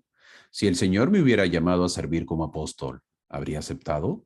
Si me hubieran pedido que asistiera a la escuela de los profetas, llevaría mis escrituras, estudiaría y me prepararía con anticipación y asistiría con regularidad. Si mi llamamiento para servir como maestro orientador o maestro visitante me hubiera llegado a través de una visión abierta, ¿lo aceptaría? ¿Sería fiel? Pueden anotarlo en su librito negro. Nos advirtió el elder Boyka Packer que si no son leales a las cosas pequeñas, no serán leales en las cosas grandes. Si no responde a las llamadas tareas insignificantes o serviles que deben realizarse en la iglesia y el reino, no habrá oportunidad de servir en los llamados desafíos mayores. Los siervos de Naamán usaron un brillante y lógico enfoque. Si Eliseo le hubiera pedido a Naamán que sacrificara o que consiga algo complicado, Naamán lo hubiese hecho. Quizás, por ejemplo, conseguir un búho extraño del país y que con su pluma se sobe el cuerpo enfermo. Quizás subir a un monte muy elevado o quizás matar 1000 becerros en sacrificio. Sin embargo, debido a que su petición era fácil y modesta, Naamán primero se negó. ¿Qué nos dice el elder Boyka Packer?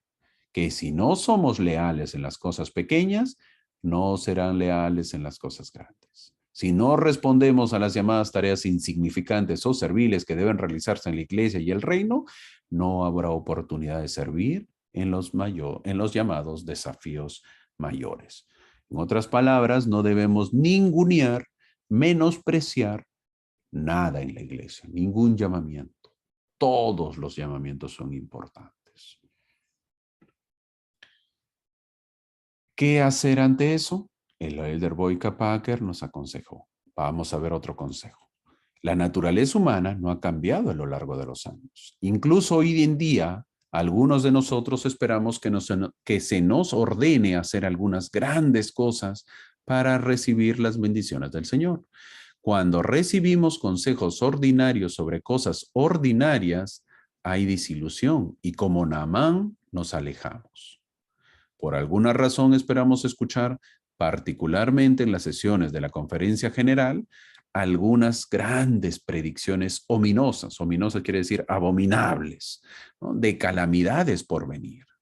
A veces vamos a las conferencias, a ver, ¿cuál es la calamidad que va a venir? Quiero que el profeta lo diga.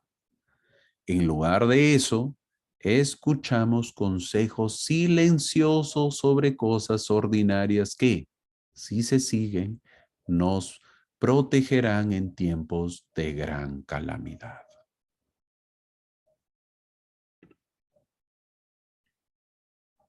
Segunda de Reyes, capítulo 5, versículo 14, nos dice que entonces descendió y se zambulló 7 veces en el Jordán, tal como vemos en la imagen. Una imagen bonita y como vemos lo han dramatizado, pues a lo que hizo Naamán. Naamán parece haber estado enojado por 2 motivos. Primero, que Eliseo se comunicaría con él a través de un simple sirviente en lugar de honrarlo con una respuesta personal. Y segundo, que la cura prometida pues debería indicar una acción por parte de Naamán. La cura prometida, ¿no? Debería implicar una acción por parte de Naamán. Una simple acción, además, en lugar de un milagro dramático, ¿no? Por parte del profeta. Eso es lo que quería Naamán. El Señor no satisface la vanidad y la dureza de corazón de aquellos que desearían una señal milagrosa o una visita personal.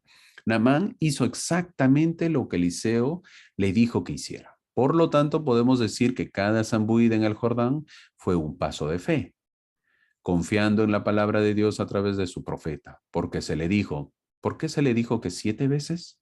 Porque si era una sola vez, Naamán no lo entendería. Tenía que hacerlo una vez y salir del agua y verse y luego renegar y reclamar que no pasaba nada, hacerlo por segunda vez y salir del agua y verse nuevamente y renegar y quizás sus criados ya empezaban a dudar también si es que sucedería el milagro o no, mientras Naamán a regañadientes se sumergía. Muchos estudiosos mencionan que el tiempo que ocurrió fue justo cuando el Jordán recibía las aguas más turbias y sucias, como se muestra en la imagen. Unas aguas sucias, hay que entender de que eh, el río Jordán desciende en las aguas, ¿no? Y por lo general hay temporadas donde descienden aguas muy sucias. Recién en la 7ª vez que se zambulló en el agua y salió, su piel quedó completamente limpia. Una vez más, 7, el número perfecto, ¿no? ¿Querías quedar con la piel perfecta? Pues tenía que ser 7 veces que se sumerja en el agua. Otros mencionan que también representaba que Naamán aceptaba a Jehová y era perdonado sus pecados, tan igual como un bautismo. Los versículos del 15 al 17 manifiestan la gratitud de Naamán, el cambio de Naamán. Naamán fue como el leproso de los 10 que sanó Jesús en el Nuevo Testamento. Fue el único que regresó para agradecerle. Eso lo vemos en la historia de Jesús y los leprosos, ¿no? En el Lucas capítulo 17. También era un extranjero, como el leproso agradecido en Lucas 17. La gratitud, un principio que siempre debemos llevar con nosotros. Antes Naamán esperaba que el profeta viniera a él, ahora él volvió al varón de Dios y se puso delante de él. Elías se niega a recibir algún presente de este hombre. La conversión no tiene precio, no se paga para ser convertido. Eliseo se da cuenta de este hombre que su fe incipiente lo transforma, lo vuelve otro. ¿Cuánto hubiese querido Eliseo que los israelitas fuesen así? Con tantos milagros efectuados, su pueblo cambie, su rey cambie, pero los extranjeros son más receptivos que el mismo pueblo del convenio. Tanto así que Naamán le pide a Eliseo que interceda ante Jehová para que cuando esté en el templo pagano y se incline con su rey, Jehová le perdone. Es decir, lo haré solo por cumplir, pero no deseo hacerlo. Eliseo solamente le dice, ve en paz. A pesar que Naamán le ofrece darle lo que le ha traído, Eliseo se rehúsa. Nota, al leer la historia de Naamán y Eliseo, vemos a un Eliseo renuente de Naamán. No lo recibe al comienzo y al final no acepta los presentes tampoco. Muchos estudiosos mencionan que se debe a que Eliseo, como profeta del Señor, sabía que Naamán el sirio, quien aparece por primera vez en la historia judía, es el presagio de de lo que sucedería después. Tomemos nota que los sirios llegarían a invadir Israel con el tiempo. En unos años más veremos cómo desaparece el pueblo de Israel y sus 10 tribus, ¿no? Naamán empieza a llegar y obviamente siente una pena, una tristeza Eliseo. al saber de que ya llegaba, ¿no? Y llega pues un leproso, señal de que Israel iba a ser destruido. Es por eso que no quiere salir a recibirlo Eliseo. También mencionan los estudiosos que es debido a que el profeta, Naamán, tiene demasiada fe. Cambia su vida al recibir el milagro. Es otro. Se parece a la viuda de Sarepta. Todos los extranjeros ven milagros y se transforman, cambia. El pueblo de Israel ve milagros y sigue igual. ¿Vemos la diferencia? Eliseo obviamente siente pena, cólera, tristeza al ver a un extranjero, alguien que no es miembro, veámoslo de esta manera, alguien que no es miembro de la iglesia, ve un milagro y obviamente se arrepiente. Un miembro de la iglesia ve un milagro y sigue igual. Eso es lo que sentía Eliseo. El siervo de Eliseo, pasamos a la otra parte de la historia, mientras que en un hombre empiezan a hacer su fe con un milagro, ahora veremos a otro que que ha presenciado muchísimos milagros, cómo decrece su fe. Cuando lo material es primero, antes que lo espiritual, es porque tu fe ha pasado a segundo lugar. Los versículos 20 al 27 nos habla de Giesi, un israelita que debido a la codicia desenfrenada, traiciona a ese Dios. Al ver que Eliseo no acepta los presentes de Naamán, va después y le pide que le dé algo, ¿no? Sin que esté enterado Eliseo. Naamán, que sigue agradecido, le da generosamente pensando que Eliseo quizás ya aceptaba sus regalos. Eliseo luego le pregunta al siervo dónde había estado porque su corazón estaba con él. Al saber lo ocurrido, Eliseo le determina la enfermedad que había tenido Naamán. El talento de la plata mide pues la codicia y las mentiras de Giesi, ¿no? Este siervo del profeta no era un mero anhelo de una recompensa por la curación de la lepra, sino que era un anhelo de llegar a estar bien establecido financieramente, ¿no? Quería una mejor vida. Eliseo determina que así como deseaba todo lo extranjero, todo del extranjero Naamán, también pues va a tener su lepra. Dios le permitió mantener las riquezas, pero también le dio la otra cosa que Naamán tenía, una lepra severa. La codicia, cuando estemos expuestos a una situación de codicia, sepamos las consecuencias que trae consigo este pecado. Giesi fracasó tontamente por su incapacidad de distinguir entre lo que es importante y lo que es secundario en la vida. El problema no es la cantidad de posesiones materiales que tengamos, sino nuestra actitud hacia ellas. Continuamente debemos batallar contra la codicia, la avaricia y cuidar nuestros pensamientos acerca de nuestras posesiones y entregarlos nuestros pensamientos a Dios. Probablemente muchos de ustedes han escuchado esta pequeña oración que alguien escribió.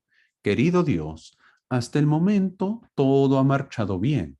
No he chismeado, ni me he enojado, ni he codiciado, ni regañado. No he sido desagradable, ni egoísta, ni caprichoso. Pero en unos minutos, Señor, me voy a levantar de la cama y entonces seguramente voy a necesitar mucha más ayuda. Es un poco de broma, obviamente que mientras estamos en cama quizás somos perfectos, pero nos paramos y cambiamos. Recordemos a este siervo, ¿no? El problema no es la cantidad de las posesiones materiales que tengamos, sino nuestra actitud hacia ellas. Y debemos continuamente batallar contra la codicia, la avaricia y cuidar nuestros pensamientos acerca de nuestras posesiones y entregarlos, ¿no? Y entregarlos, nuestros pensamientos a Dios. El dinero, obviamente pensar en el dinero es porque lo material ha pasado a primer plano y lo espiritual, por más que lo digamos, ha pasado a segundo plano.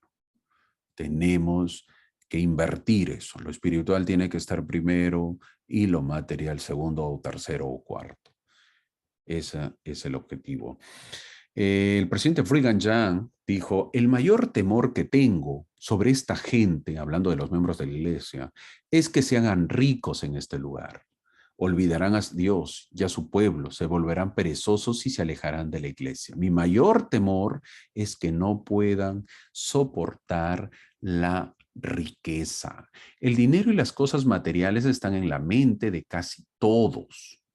La gran pregunta en el siglo XX es, ¿cómo puedo adquirir riquezas? Ninguna pregunta ocupa un lugar más prominente en la mente y el corazón de la gente hoy en día, y esto se aplica a los hombres de cualquier condición en la vida. El dinero en sí no es maligno, pero como Pablo enseñó a Timoteo, la raíz de todos los males es el amor al dinero. Hay algunas personas ricas que manejan muy bien su prosperidad, utilizando sus recursos para bendecir a sus semejantes y para edificar el reino. Para muchas otras, sin embargo, la riqueza presenta grandes dificultades. No debemos confundir el deseo con la necesidad. Actualmente, uno de los males más terribles de la iglesia es la codicia, no por el dinero, sino por los llamamientos. Una codicia cuando se sabe que así no funciona el evangelio. No perdamos el enfoque, que nuestras oraciones digan, Señor, ablanda mi corazón y vuélvelo humilde.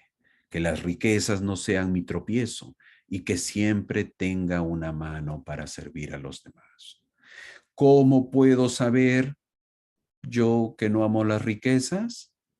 Respuesta, ¿pagaste tus ofrendas de ayuno?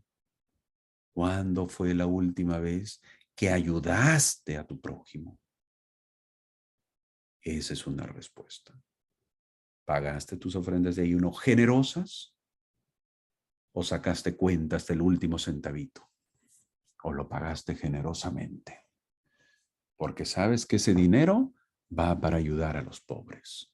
¿Cuándo fue la última vez que ayudaste a un pobre, a un necesitado o a tu prójimo? Quizás no sea pobre, quizás no seas necesitado, pero a tu prójimo, ¿cuándo fue la última vez que lo ayudaste? No le ayudaste con lo que te sobra, no con esa ropa que ya no te queda, porque quizás has crecido, porque quizás estás gordito, porque quizás has adelgazado, lo que sea. No, o por quizás ya pasó de moda. No, este pantalón, esta camisa me sobra. Le voy a dar a mi hermano. Es verdad que uno le da, pero ¿verdaderamente le estamos ayudando o le estamos dando lo que nos sobra? No confundamos. El mayor temor, dijo el presidente Reagan ya, que tengo sobre esta gente es que se hagan ricos en este lugar. ¿Por qué? Porque olvidarán a Dios y a su pueblo. En Segunda de Reyes, capítulo 6, versículos del 16 al 17, dice, no temáis, porque más son los que están con nosotros que los que están con ellos. El capítulo 6 empieza con el milagro del hacha encontrada. Pues no, eso vemos en el capítulo 6. En este milagro vemos cómo la naturaleza de las cosas es sometida a la naturaleza espiritual. La naturaleza de las cosas indica que el hacha, que es de hierro, se hunde, pero que cuando actúa la naturaleza espiritual, lo hace flotar.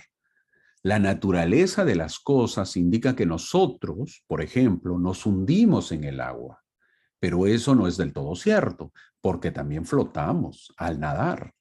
Nuestro cuerpo flota porque está en posición horizontal, pero no logramos hacerlo en posición vertical.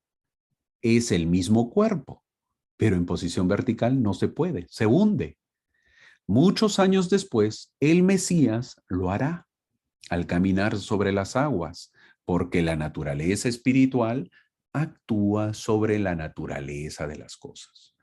Luego del milagro del hacha, vemos que el rey de Siria quiere atacar Israel, pero el profeta Eliseo les previene como si de un espía se tratara. Enojado, el rey de Siria manda a buscarlo, rodea la ciudad y al día siguiente se levanta el criado del profeta y ve la ciudad rodeada por carros y caballos de Siria.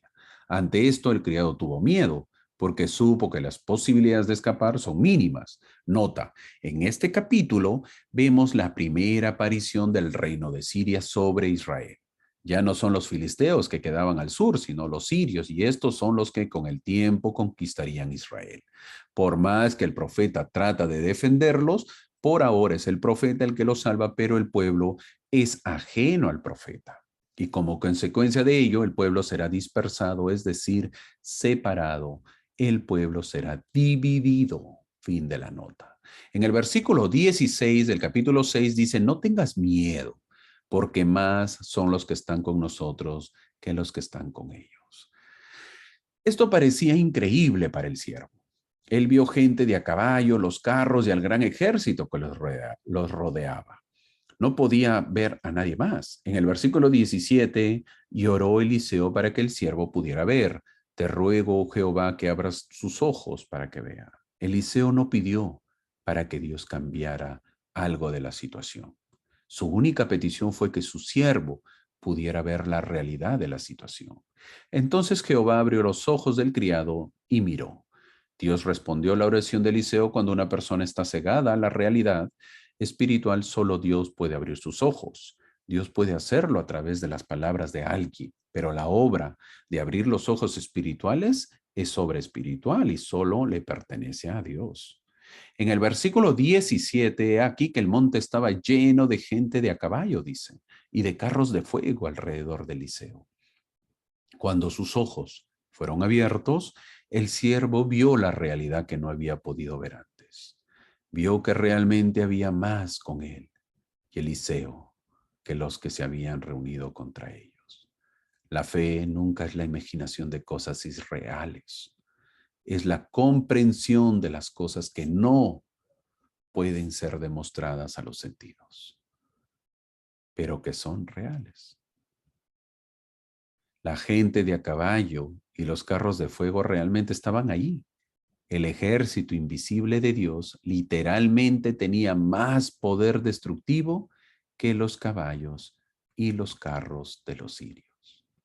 Vamos a ver qué dice el elder Jeffrey Holland en la diapositiva. En el Evangelio de Jesucristo tienes ayuda de ambos lados del velo. Y nunca debes olvidar eso.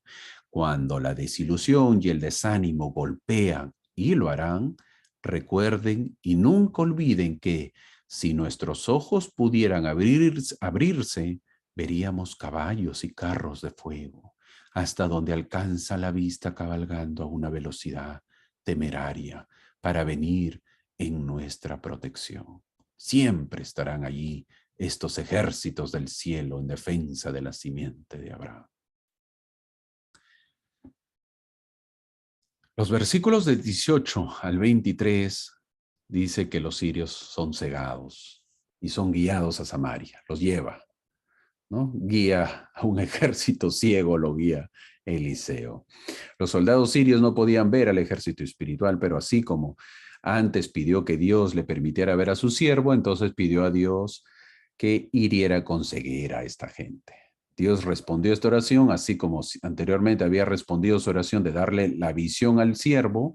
Esto nos muestra que Dios puede conceder vista o enviar ceguera, según su sabiduría y en respuesta a las oraciones de su pueblo. Eliseo lleva todo el ejército a Samaria, todos guiados por Eliseo. ¿Qué tal poder que demuestra Eliseo, no? Los lleva a Siria y pide al rey de Israel que no los mate, sino que los alimente y los deje ir. Y han confundido el ejército sirio, ¿no? Avanzando ciegamente, guiados por Eliseo. Con respecto a esta historia del siervo que no vio el ejército espiritual, el elder Neil Maxwell dijo lo siguiente: el joven no vio inicialmente lo que vio el profeta, pero que a través de la ayuda y la oración del profeta pudo ver, sus ojos también fueron abiertos. Habrá otros momentos en los que simplemente tendremos que confiar en el profeta, porque él verá cosas que nosotros no vemos. José Smith, esta historia me encanta, está en Enseñanzas del Profeta José Smith, en la página 108. Dice, José Smith dijo lo siguiente: vi a Brigham Young parado en una tierra extraña, en el extremo sur y oeste, en un lugar desierto, sobre una roca en medio de una docena de hombres de color que parecían hostiles, que parecían malos. Les estaba predicando en su propia lengua. Y el ángel de Dios estaba de pie sobre su cabeza, con una espada desenvainada en su mano, protegiéndolo. Pero él, o sea, Brigham Young, no lo vio. ¿Qué tal historia? ¿Qué tal historia? Siempre son protegidos, ¿no? Siguiendo con la historia, muy enojado, el rey de Siria manda todo su ejército y rodeó Samaria. Pues se enteró que obviamente el ejército regresó ciego, obviamente recobraron la vista, pero regresó, no sé qué pasó, contando, pues manda otra vez al ejército y rodea Samaria. Lo que hizo el rey de Siria es sitiar, ¿no? La ciudad de tal manera que no dejaba entrar ni salir a nadie para el comercio, de tal manera que la ciudad pues muera de hambre hasta que se rinda. La estrategia de sitio privó de comida a Samaria. El hambre era tan grande que la cabeza de un asno o el estiércol de paloma se volvieron tan caros que solo un rico podía comprarlos. Tanta era el hambre que en el versículo 28 se presenta una historia triste, ¿no? Dice, da acá tu hijo y comámoslo hoy. ¿No? Esto muestra pues lo terrible que era la hambruna. Las madres estaban tan hambrientas que se comían a sus propios hijos. En Deuteronomio, en el capítulo 28 de Deuteronomio, contiene una extendida sección donde Dios advierte a Israel sobre las maldiciones que les sobrevendrían si rechazan el pacto que él hizo con ellos. Estos terrores vinieron sobre Israel porque habían pues desobedecido, rechazado a Dios y abandonado el pacto que había hecho con ellos. El rey de Israel se enoja al saber que su país está en hambruna. El rey estaba profundamente dolido y molesto, pero no consigo mismo. De él era el problema. No, no se enoja con él mismo, ni con Israel, ni de su pecado. El rey estaba enojado ¿con quién? Contra el profeta de Dios, contra Eliseo. Las consecuencias de sus pecados estaban que lo vivían el pueblo de Israel, ¿no? Eso era el problema. Las consecuencias del pecado del rey, ¿quién lo vivía? El pueblo de Israel. Siempre se le aconsejó y se les dijo, había tiempo para aceptar al profeta, pero no lo hicieron. Sería bueno recordar que el pueblo pidió rey en Israel y que hasta el momento no se tenía ningún beneficio. Al contrario, los reyes han sido malos y eso ha hecho que el pueblo se aparte de Dios. En el capítulo 7, bueno, el final de este capítulo, de esta clase, que es el capítulo 7, vemos que mientras el hambre aumentaba, el profeta Eliseo dice en el versículo 1, mañana a estas horas, la promesa de Dios, ¿no? A través de Elías, era que en 24 horas la situación económica de Samaria estaría completamente normal. Quedaría de lado la escasez para dar paso a la abundancia. Habría tanta abundancia que los precios de la comida bajarían radicalmente en la ciudad. El oficial del rey duda, por lo que Eliseo le dice que por su incredulidad no participará de esa bendición. Leyendo los versículos vemos que 4 leprosos, nos dice el capítulo 7, encuentran el campamento sirio desierto, tal como se aprecia pues en la foto, ¿no? Ahí están llegando los leprosos. Algunas tradiciones judías, es curioso estas tradiciones, manifiestan que eran Giesi. Giesi, sí, el siervo del profeta Eliseo, es el que llega con sus 3 hijos, ya leprosos también.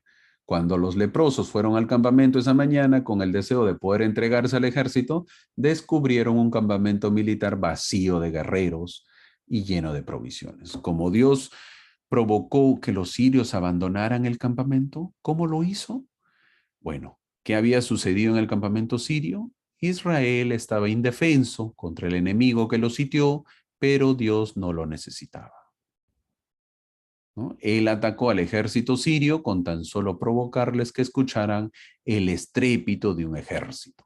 Tal vez Dios hizo esto poniendo el ruido en el aire. Tal vez simplemente creó la percepción del ruido en la mente de los soldados sirios. Como quiera que Dios lo haya hecho, sucedió. El ejército huyó despavorido, dejando todo.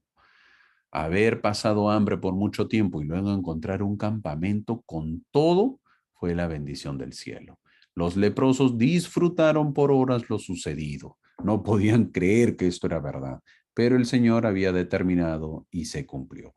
El rey descubre el campamento vacío del ejército sirio y el hambre termina. Hemos leído en esta clase los milagros que hizo eh, que hizo Eliseo, ¿no? Es importante.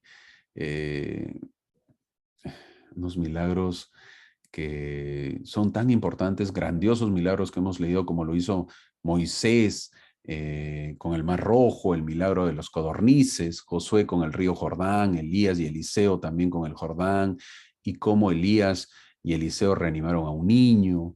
Todo eso son grandiosos milagros, pero tampoco podemos dejar de lado los milagros privados, más pequeños, que nos enseñan a tener fe en el Señor. Estos se reciben al reconocer y dar oído a los susurros del Espíritu en nuestra vida diaria. Los milagros que leemos pues son milagros grandes, pero en nuestras vidas pasan milagros y son pequeños quizás, no son así grandiosos, pero esos milagros que nos ayuden a fortalecer la fe. Los milagros diarios nos ayudan a reconocer la mano del Señor en nuestra vida. Los milagros diarios nos ayudan a reconocer la mano del Señor en nuestra vida. Todos los días se producen una cantidad de pequeños milagros. Dios es un Dios de milagros. Eso es lo que hemos visto en todas las clases de Elías, Eliseo, muchos milagros, milagros de todo tipo. ¿Cuál es el resumen de la clase para terminar? Terminamos esta clase con el gran profeta Eliseo. No nos habla si fue casado o no, acerca de sus hijos, si tenía o no, tan igual como el profeta Elías, que no se menciona, pero las enseñanzas que nos han dejado son maravillosas. ¿Cómo no recordarlas? Algún día, cuando veremos a estos dos grandes profetas, merecen nuestro agradecimiento por cumplir fielmente su llamamiento. Gracias a ellos, hemos visto el día de hoy la historia de cuando los jóvenes lo insultan a Eliseo. Aprendemos que el hombre manso, pues, no es un hombre que se niega a pelear, ni es un hombre que nunca se enoja, sino es un hombre manso, es un hombre que nunca luchará cuando su vanidad es atacada, sino cuando está en juego un principio. El principio en este caso estaba en juego, el principio del sacerdocio, y había que defenderlo. ¿Qué aprendemos de la historia de los tanques de agua y la victoria de los 3 reyes contra los moabitas? Que un reino puede ser sostenido y prosperar como consecuencia de las oraciones fervorosas de quienes son amados por Dios, que es mejor confiar en el profeta como líder para poder ser bendecido. La viuda que pide ayuda al profeta por sus deudas, aprendemos que no debemos menospreciar lo que tenemos en la mano. No menospreciemos lo poquito que tenemos, no menospreciemos lo pequeñito, porque posiblemente eso que tenemos, eso que no sirve, eso que no tiene mucho valor, eso que entendemos que no va a servir para nada, eso que no va a ser nada, es lo que Dios va a utilizar para cambiar tu familia, para cambiar tu vida. Nosotros sacaremos vasijas para el aceite que va a descender en nuestras casas. Las bendiciones siempre llegarán a nuestras vidas. Seamos un pueblo agradecido por tener un profeta. Digamos en este tiempo, hay profeta en el mundo y yo lo sostengo. Seamos agradecidos. No menospreciemos. Quizás tenemos una pequeña casita. Demos gracias porque tenemos una pequeña casita. De repente tenemos una pequeña habitación. Demos gracias porque tenemos esa pequeña habitación. Demos gracias porque en nuestra cama no duerme uno, no duerme dos, no duerme tres, dormimos 4. Porque todavía no tengo dinero.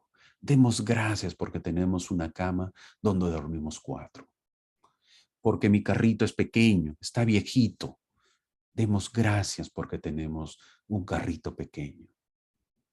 Demos gracias porque tenemos un dinerito para tomar mi bus e irme a mi trabajo. Demos gracias porque tengo una camisa o una camiseta que lo uso casi todos los días, porque por lo menos tengo una camiseta. Seamos un pueblo agradecido. Veamos los diversos milagros ocurridos en nuestras vidas. Los milagros no existen como culminación, sino como inicio de nuestra fe. que nuestra fe se vea fortalecida y que nosotros y que nuestros ojos siempre estén abiertos y podamos ver los milagros que siempre nos regala nuestro Dios. Que eso sea nuestra meta en esta semana, recordando a todos esos milagros que hemos visto. Eso se los comparto con ustedes. Excelente semana. Nos vemos esta semana que viene a seguir leyendo las escrituras y los espero como siempre en este canal. Muchas gracias.